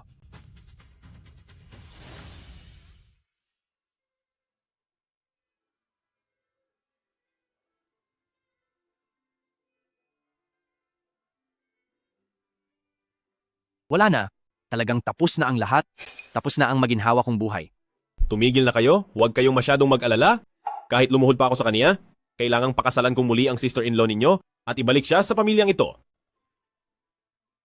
Ma, tingin ko po, dapat muna akong magsimula sa baba para magsanay muna bago kukunin ang posisyon mo bilang chairperson. Pagkatapos ng lahat, maituturing pa rin akong baguhan at kapag naupo ako agad sa puwesto mo, baka kung anong sabihin ng ibang tao. Anak kita, sino ang mangangahas na magsalita ng masama? Pero may punto ka rin naman, sa pagsisimula sa baba, mas maiintindihan mo nang lubos ang takbo ng buong kumpanya. Opo, kung ganoon magre-report na muna ako sa opisina. Sandali muna, hindi mo pa kabisado ang kumpanya. May inutusan akong tao na gagabay sa iyo para maging pamilyar ka muna. Halika rito. Xiaoyu? Chen Zhaoting, anong ginagawa mo rito? Matagal nang pumasok si Xiao Chen sa ating Shen Group at ngayon, manager na siya ng department. Hindi maari. Hindi ba ikaw ang mula sa Chen Group, si eldest young master? Sa halip na manatili sa sarili ninyong grupo, bakit ka pumunta rito sa aming Shen clan? Siyempre, para ito sa iyo. Anong para sa akin? Ano bang pinagsasabi mo? Mula nang ikinasal ka, ay pumasok na si Xiao Chen sa ating kumpanya. Nitong mga nakaraang taon, lagi siyang nasa tabi ko para palihim na bantayan ka.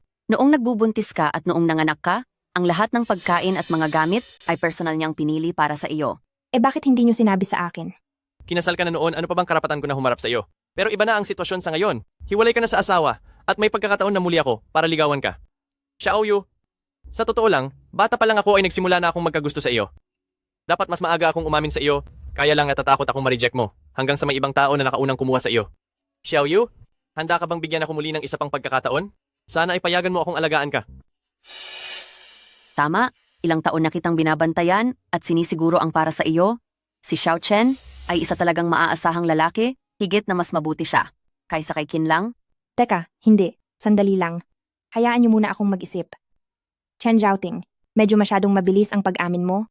Wala pa akong kaunting kahandaan para rito. aba, pagdating sa pag-ibig, hindi na kailangan ng paghahanda. Kapag dumating na ito, bukas palad mo itong tanggapin, tungkol naman sa kasal ninyo, tiyak na sang-ayon ako riyan.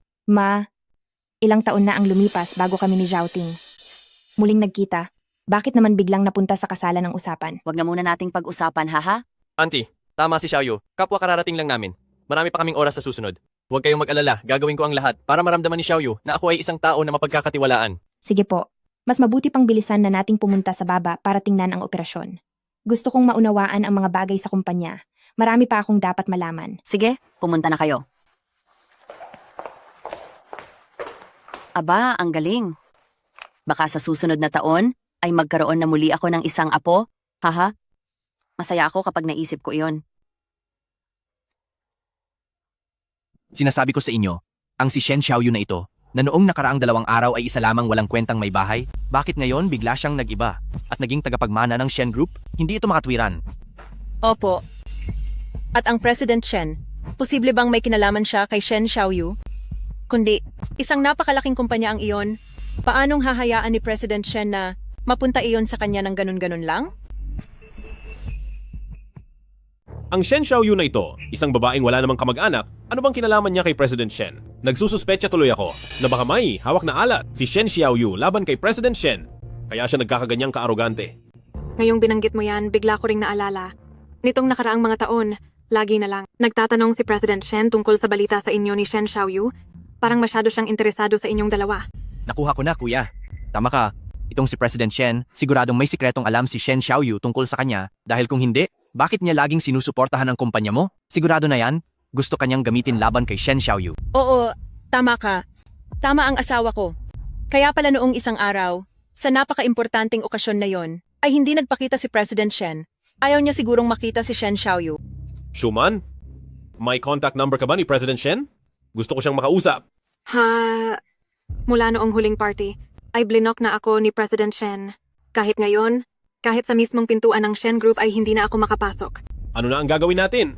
Kung hindi natin makakausap si President Shen, wala tayong paraan para matulungan siya at mawawalan na tayo ng pagkakataon na maayos ang hindi pagkakaunawaan na ito. Hello? Ano? Nandito ngayon si President Shen sa jewelry store natin? Sige, papunta na ako riyan. Kuya, mahal, ate Shuman, ligtas na tayo. Si President Shen, nandoon na siya ngayon sa shop natin. Napakagandang balita, Yuching. Shuman, sabay-sabay tayong 3 pumunta roon, dapat nating tanungin si President Shen sa harap niya kung bakit pinagtatanggol pa niya ang Shen Xiaoyu na iyon. Teka kuya, paano naman ako? Hindi ba ako sasama? Anong gagawin mo doon?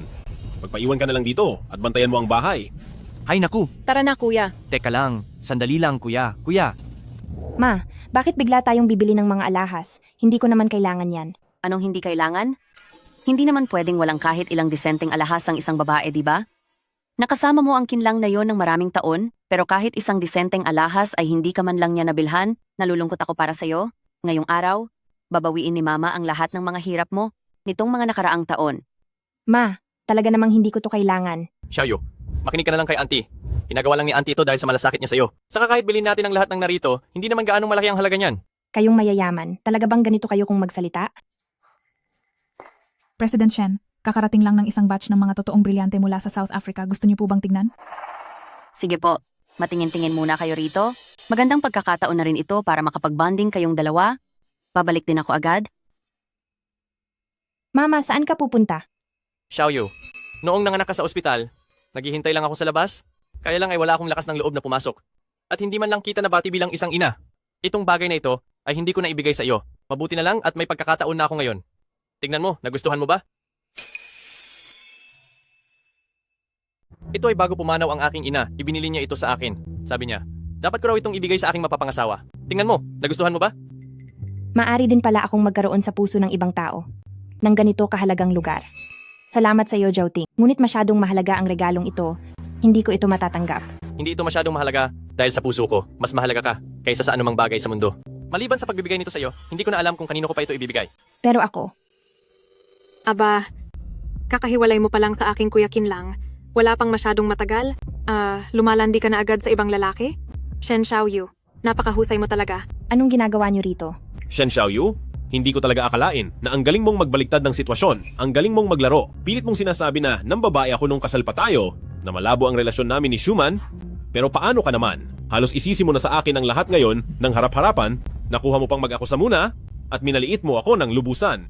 Sa tingin ko, ang taong naliit noong kasal pa ay ikaw mismo.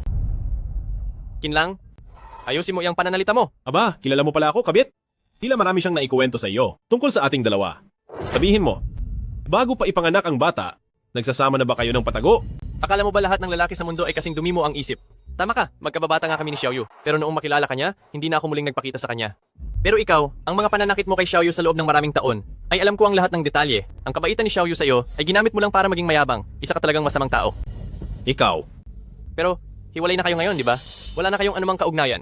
May pagkakataon na uli akong ligawan si Xiaoyu. Pero simula ngayong araw, kapag sinubukan mo pang saktan si Xiaoyu, tapos ka sa akin. Ang lakas naman ng loob mo. Sino ka sa akala mo? Asawa ko siya? Ano man ang gusto kong gawin, wala kang pakialam. Kuya Kinlang, huwag mo na silang patulan. Huwag mong kakalimutan kung ano ang pinunta natin dito ngayon. Oo nga pala. Halos makalimutan ko ang pakay natin. Basta mahanap natin si President Shen at maipaliwanag natin sa kanya ng malinaw, muli tayong makakabangon. May mukha pa kayong ihaharap kay President Shen? Huwag niyo akong sisisihin kung hindi ko kayo binalaan. Hindi maganda ang ugali ni President Shen. Shen Xiaoyu, huwag ka na ngang magkunwari. Alam na namin kung bakit nagawa mong maging tagapagmana ni Shen Group. Di ba't dahil may hawak kang impormasyon laban kay President Shen? Anong impormasyon? Ano ang sinasabi niyo? Nagkukunwari ka pa rin. Hayaan mo na. Pagkatapos naming mahanap at malinawan kay President Shen, tingnan natin kung may karapatan ka pa na magmalaki rito. Kahit hindi ko alam kung paano gumagana ang takbo ng mga utak niyo, pinapayuhan ko talaga kayo na huwag nang makipagkita kay President Shen. Dahil kapag nagalit na siya, kahit ako ay hindi na kayo mapipigilan. Tama na. Anong oras na ba? Nagpapanggap ka pa rin? Ayaw mo kaming makipagkita kay President Shen. Hindi ba? Dahil takot ka na sa harap ni President Shen? Ay mabuko ang mga kasinungalingan mo? Shen Xiaoyu? Sinasabi ko sa iyo, ngayong araw sisiguraduhin kong malalasap mo ang pakiramdam ng mawalan ng lahat. Tama na, Kuya Kinlang. Huwag na tayong makipagsagutan sa kanya. Hanapin na natin si President Shen. Huwag na kayong mag-abala. Maya-maya lang ay pupunta na rito si President Shen para makipagkita sa atin. Ano mang gusto ninyong sabihin, maaari nyo nang itanong ng direkta sa kanya. Hahanapin kayo? Ano bang klase ang pananalita mo? Pinalalabas mo na. Sobrang lapit niyo ni President Shen. Sa totoo lang, kami ni President Shen ay talagang malapit sa isa't isa. Maaaring sabihing, para kaming mag-ina na walang inililihim sa isa't isa. Shen Xiaoyu, itigil mo na ang pagpapanggap. Sinasabi ko sa iyo, ngayon na ang katapusan mo. Xiaoyu, lahat ng mga ito ay mga bagong dating na diamante mula kay South Africa. Tingnan mo kung alin ang nagustuhan mo. President Shen, sa wakas ay nakita ka rin namin. Kayo pala? Anong ginagawa niyo rito? President Shen, bakit mo ako iniblock nitong mga nakaraang araw at pati sa main gate ng kumpanya ay hindi na niyo ako pinapapasok? Nagtatanong ka pa kung bakit? Dahil ayaw na kitang makita? President Shen, baka naman mayroon lang tayong hindi pagkakaunawaan. Kung mayroon kayong anumang sama ng loob, pwede niyo pong sabihin sa akin. Huwag niyo naman po sanang bawiin ang lahat ng puhunan sa aming kumpanya. Kapag hindi niyo ako tinulungan, talagang mawawala na sa akin ang lahat. Bakit? Hindi pa ba nalulugi ang kumpanya mo? Mukhang hindi pa sapat ang ginagawa ko. Huwag kang mag-alala. Bago lumipas ang 3 araw, sisiguraduhin kong babagsak ng tuluyan ang kumpanya mo. President Shen, ano po ba ang naging pagkakasala ko sa inyo? Sabihin niyo naman po sa akin. President Shen, ako po si Kinlang. Sa loob ng maraming taon, naging matagumpay ang pag-unlad ng kumpanya ko dahil sa tulong at puhunan ninyo. Sa puso ko, kayo po ang naging tagapagligtas ko. Kaya naman, hindi ko matiis na makita kayo na hinahamak at pinagbabantaan.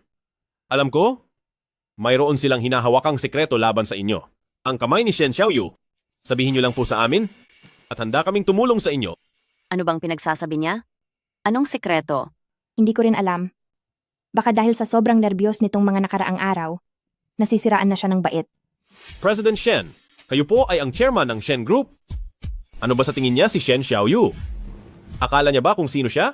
Isa lamang siyang kinalimutang babaeng bahay? Huwag niyo pong hahayaan na paikutin niya kayo sa kanyang mga kamay. Teka muna. Sabi mo kanina, si Shen Xiaoyu ay isa lamang kinalimutang babaeng bahay? Ganoon ba? Pag-isipan mong mabuti bago mo iyan ulitin muli? President Shen, gusto niyo bang ulitin ko pa? Hindi ba? At sa tingin niyo rin ay tama ang sinasabi ko? Alam ko, na sa katulad ninyong si President Shen, hindi kayo papayag na mapunta lang sa ganyang hamak at walang kwentang babae. Sige.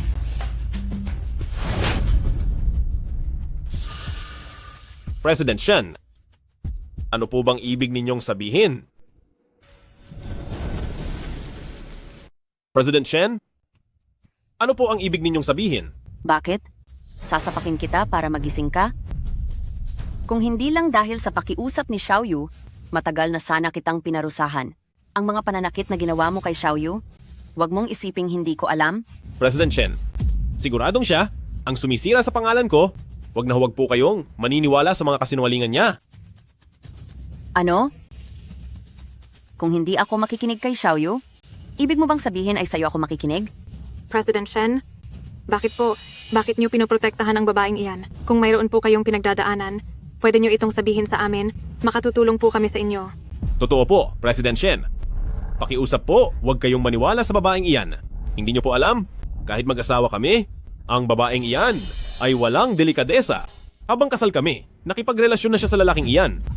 At sa bahay, wala siyang ginagawa kundi tumunganga at waldasin ng pera na parang tubig.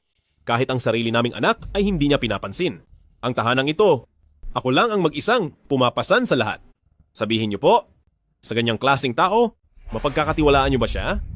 Kinlang, napakakapal din ng mukha mo. Ang pagkataong sinasabi mo, hindi ba sarili mo iyan? President Shen, lahat ng sinabi ko ay pawang katotohanan. Niloko lang ako ni Shen Xiaoyu, kaya ako humantong sa ganitong sitwasyon. Huwag po kayong pauto sa kanya. Pakiusap, maniwala po kayo sa akin. Sige, bigyan mo ako ng dahilan. Bakit ako maniniwala sa'yo, imbes na kay Xiaoyu? Dahil sa loob ng maraming taon, alam kong tinitingnan niyo po ako at patuloy na binabantayan mula sa malayo. Binibigyan niyo ako ng mga puhunan para magtagumpay ako at para tulungan kayong tapusin ang Shen Xiaoyu na ito. Hindi ko alam kung ang isang gaya ninyo na makapangyarihang babae ay may lihim na hawak ang Shen Xiaoyu na ito. Pero huwag po kayong magpadala sa mga laro niya. Huwag niyo pong hayaang magwagi ang babaeng iyan. Ganyan pala ang tingin mo? Sa lahat ng mga puhunan na binigay ko sa iyo, sa loob ng mga taong ito. Xiaoyu, mukhang ang dati mong asawa ay hindi lang masama ang ugali, kundi pati ang utak niya ay may sira rin. Sa tingin ko, hindi sira ang utak niya. Sadyang desperado lang siya kaya kahit ano na ang sinasabi niya. Kinlang, tama ka? Totoong may hawak siyang lihim, itong si Xiaoyu at maraming taon na niya itong hawak. President Shen, alam ko na po, pinagbabantaan po kayo. Kung hindi, bakit nyo gagawing tagapagmana si Shen Xiaoyu ang isang hamak na housewife? Gaya niya? Sabihin nyo po sa akin ngayon. Ano po ang ipinananakot niya sa inyo? Gagawin po namin ang lahat para maparusahan siya para sa inyo. Sige, lumapit ka rito. Sasabihin ko sa'yo kung ano ang lihim na iyon. Ano? Aray, Layas. President Shen, bakit niyo po ako sinaktan muli? Ano po bang pagkakamali ang nasabi ko? Makinig ka ng mabuti dahil si Shen, Xiaoyu, ay sarili kong anak.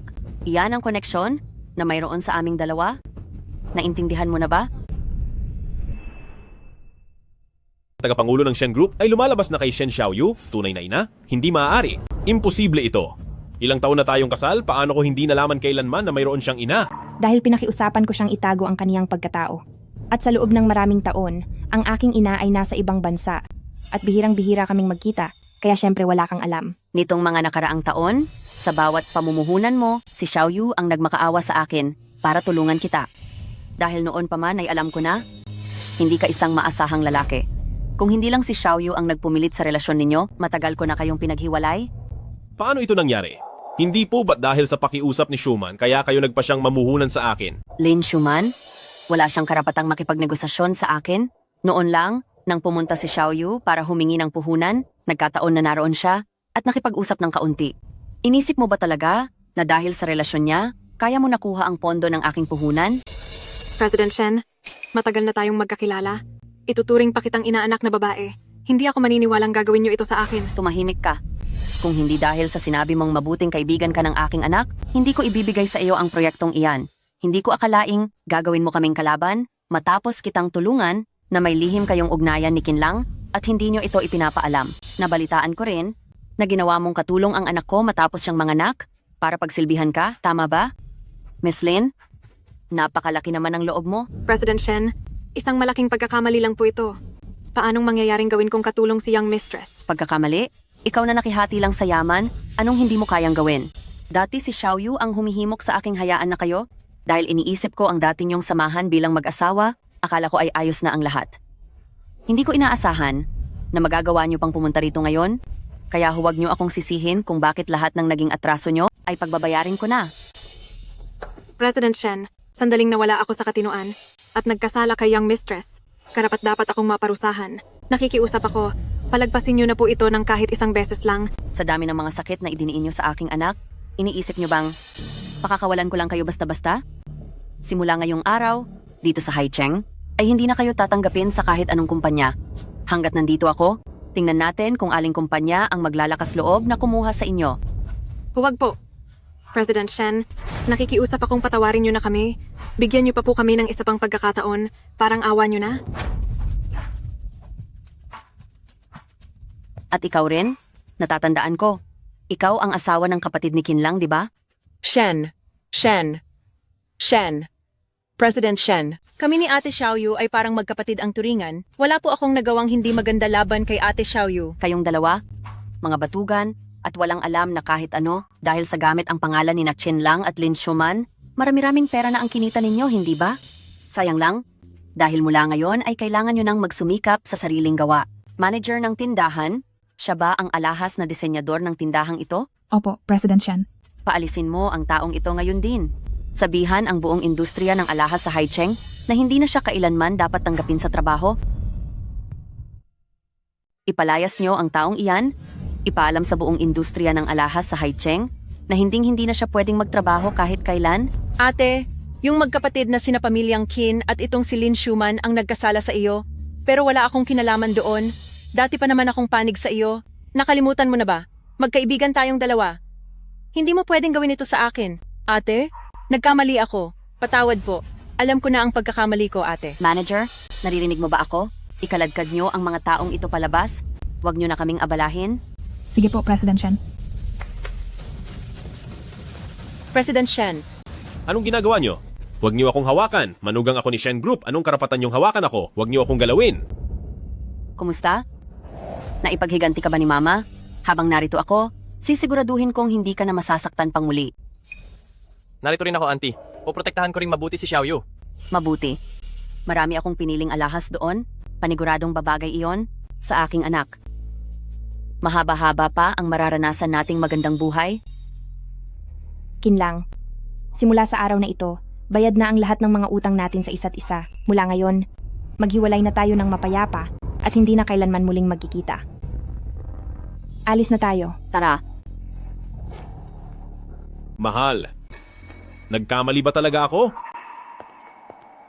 Magandang araw po, President Shen. President Shen, ito ang mga impormasyon sa kinita ng kumpanya ngayong kalahating taon at ang mga listahan ng ating mga kliyente, paki-review po ang mga ito. Iwan mo na lang sa opisina ko mamaya. Siya nga pala, yung ilang proyekto na in-invest natin sa ibang bansa. Huwag mong kalimutang i-follow up. Balitaan mo ako agad kung may bago na. Sige po, President Shen. Jaoting. Halika baby. Karga ka ni mommy. Namimiss mo ba si mommy? Kakapalit ko lang ng lampin niya. Salamat sa iyo, Jaoting nitong nakaraang araw. Tinutulungan mo akong mag-alaga ng bata. Kung wala ka, hindi ko alam kung paano ako mag-aalaga habang nagtatrabaho ng sabay, paniguradong mahihirapan ako. Pero, isang ganap na lalaki ka naman, paano mo natutunang mag-alaga ng bata? Noong buntis ka pa, nag-aral ako tungkol sa pag-aalaga ng sanggol para pagdating ng araw ay matulungan kita sa kanya. Jaoting. Hindi mo naman ito anak. Bakit ka ganito kaseryoso? Basta nanggaling sa iyo, mahal ko. Xiaoyu, ang tagal na nating magkasama, pero hanggang ngayon ay hindi mo pa rin ako matanggap. Alam ko na, sobrang laki ng sakit na naidulot ng dati mong karelasyon, pero umaasa talaga ako na malampasan mo rin yan. Umaasa rin ako na sana ay mabigyan mo ako ng pagkakataon. Pwede ba, Xiaoyu? Jaoting, marami kang naitulong sa akin sa panahong ito at ramdam ko rin ang hangarin mo. Pero sa ngayon, hindi ko pa talaga gustong magpakasal. Para sa akin, ang isang babae ay dapat mahanap muna ang kaniyang sariling halaga sa halip na ikulong ang kaniyang sarili sa kasal. Iniisip ko, bago tumanggap ng susunod na tao sa buhay ko, ay kailangan muna maging mas maayos ang sarili ko. Iyan nga ang kilala kong si Xiaoyu. Sige, hihintayin kita. Hanggang sa araw na handa mo na akong tanggapin, narito lang ako palagi. Schumann, kakain na.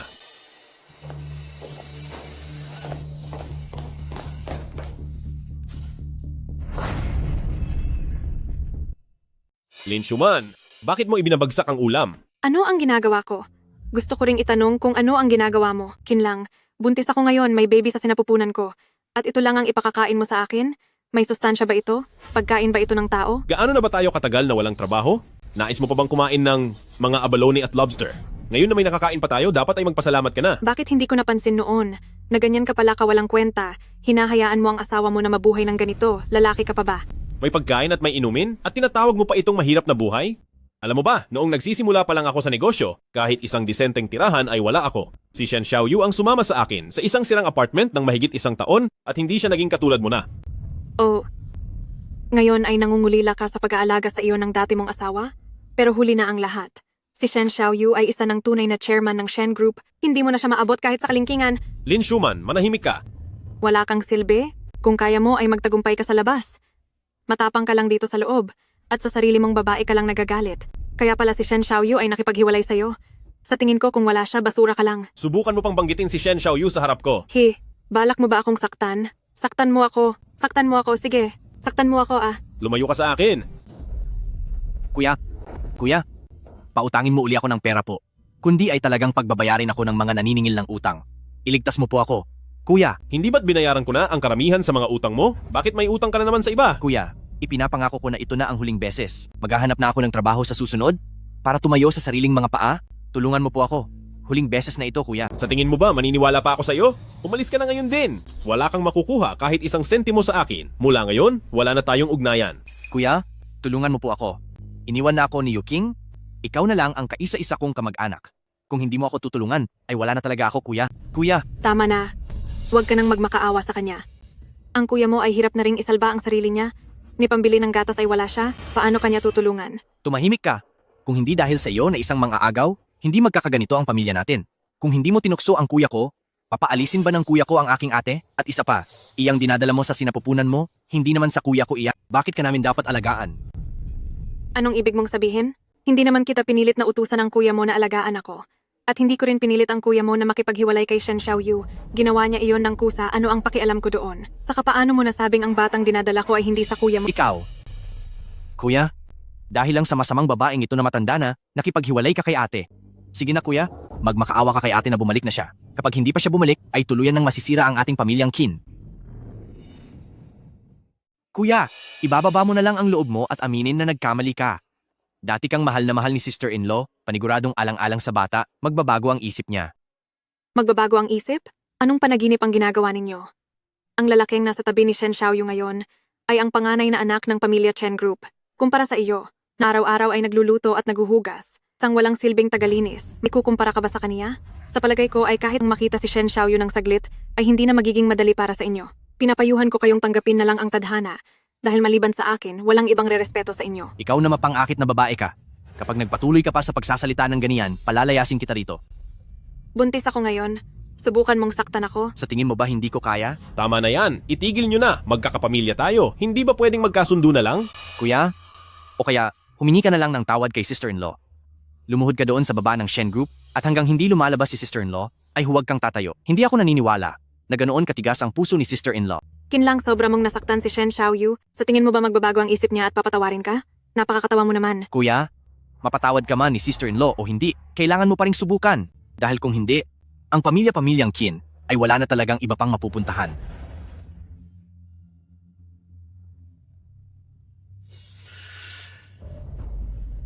Kinlang, regalo mo ito sa akin para sa anibersaryo natin. Tapos ngayon ay ibibigay mo kay Shen Xiaoyu? Ibinigay ko ito sa iyo, kaya may karapatan akong bawiin ito. Umalis ka sa harap ko. Hindi pwede. Sa akin ito. Ibigay mo ito sa akin. Hindi mo pwedeng ibigay sa iba. Kapag pumayag si Xiaoyu na makipagbalikan, anumang oras ay palalayasin ko ang palamuning babaeng tulad mo. Tabi, alis! Pwe, Tara na. Mahal, sa wakas ay nakita na rin kita. Mahal ko. sister-in-law, miss na miss na kita, sister-in-law. Kinlang, Kinfeng. Anong ginagawa niyo rito? Sister-in-law, nandito kami para sunduin ka, pakiusap, bumalik ka na sa amin. Mahal, talagang nagsisisi na ako. Nakikiusap ako na bigyan mo pa ako ng isang pagkakataon. Magsimula tayong muli, pwede ba? Makipagbalikan ka sa akin. Magiging isa na akong mabuting asawa at mabuting ama. Pwede ba? Mahal ko? Sinasabi ko sa iyo, Kinlang, ang lahat sa ating dalawa ay tapos na talaga. Hindi na tayo pwedeng bumalik sa dati. Dahil ngayon sa puso ko, ay may iba na. Hindi. Mahal. Ikinasal tayo ng maraming taon. Dati ay sobrang mahal mo ako, alam ko. Na hanggang ngayon sa puso mo ay may puwang pa rin para sa akin, hindi ba? Oo nga, sister-in-law. Noong ang pamilya-pamilyang Qin ay walang-wala pa noon, ay pumayag kang magpakasal sa amin. Siguradong may nararamdaman ka pa rin para sa amin, tama? Pagmamahal? Nagkakamali ka, hindi iyon pagmamahal, kundi katangahan. Noon, kahit wala akong nakukuha, nagpakasal ako sa inyo at naging katulong nyo, talagang napakatanga ko. Sinasabi ko sa inyo, busy ako ngayon, kung iistorbohin nyo pa ako. Tatawag na ako ng security. Sister-in-law, alam ko na maraming pagkakamali ang kuya ko sa iyo at hindi tama ang ginawa niya. Tama lang na hindi mo siya patawarin. Pero magkaiba kami. Dati ay itinuturing mo akong bilang isang nakababatang kapatid. Hindi mo ako pwedeng pabayaan. Sister-in-law, marami akong utang. Iligtas mo naman ako, sister-in-law. Ano? Pati sarili mong kuya ay pinabayaan ka na at ngayon sa akin na dating asawa ng kuya mo kahihingi ng tulong. Alam ko na darating ang araw na ito. Kung gusto mo akong tulungan ka, hindi naman imposible. Pero paano mo naman ako pasasalamatan? Sister-in-law, basta bayaran mo lang ang mga utang ko, kahit ano ay gagawin ko. Naalala ko, sa ating kumpanya, kailangan natin ng tagalinis ng banyo, pabayaan siyang gawin iyan. Sige. Maghanap ka rin ng magbabantay sa kaniya. Kapag sinubukan niyang magtamad-tamaran, hindi ko siya patatawarin. Magandang ideya iyan. Ibig bang sabihin ito? Ay sa banyo ko na igugugol ang buong buhay ko? Eh ikaw naman, kung gusto mo ring maging tagalinis, ay pwede kitang ihanap ng mapapasukan. Mahal ko, alam ko, sa dami ng taon ay nagkamali ako sa iyo. Hindi lang dahil nagdala ako ng ibang babae sa bahay, binigyan din kita ng isang kahon ng hangin bilang regalo. Kaya narito ako ngayon para bumawi sa iyo. May dala akong regalo na maingat kong pinili. Sa pagkakataong ito, tingnan mo kung magugustuhan mo. Regalo na naman? Curious din ako kung ano ang nasa loob nito. Hindi ba? Bakit ang regalong ibinigay mo sa akin ay isang kahon pa rin ng hangin? Hangin? Paanong nangyari iyon? Siguradong isang diamante iyon. Ako mismo ang naglagay niyan sa loob. Mahal, hindi ba ito iyon? Ang diamanteng ito ay nagkakahalaga ng malaking halaga. Basta pumayag kang makipagbalikan, ipinapangako ko na bawat anibersaryo ng kasal natin ay bibigyan kita ng regalo at hindi na hangin. Ngayon, pwede na ba tayong umuwi? Hanggang ngayon ang laman pa rin ng isip mo ay regalo. Kinlang, nakakaawa ka talaga. Sa tagal nating pagsasama sa kasal, hindi mo pa rin alam hanggang ngayon kung ano talaga ang gusto ko. Jouting, wag mo na siyang pansinin. Tara na. Sister-in-law, sister-in-law, sister-in-law, sister-in-law. Mahal ko, ano ba talaga ang gusto mo? Sabihin mo naman sa akin. Bibilhin ko ang lahat para sa iyo. Mahal. Mahal ko. Ang tahanan ay para sa dalawang tao, hindi ito lugar para sa digmaan. Kaming mga kababaihan ay mayroon ding mga nais gawin, mga lugar na gustong puntahan, at hindi dapat nakukulong lamang sa paglalaba at pagluluto ng paulit-ulit. Ang pag-aasawa ay dapat paglakad ng magkasabay, hindi para mawala ang sarili mo para sa pamilya. Ang pagiging babae ay hindi nalilimitahan sa iisang definisyon, kundi kombinasyon ng libu-libong posibilidad. Ang mamuhay sa paraang gusto mo, ito ang pinakamagandang bagay na magagawa mo para sa iyong buhay.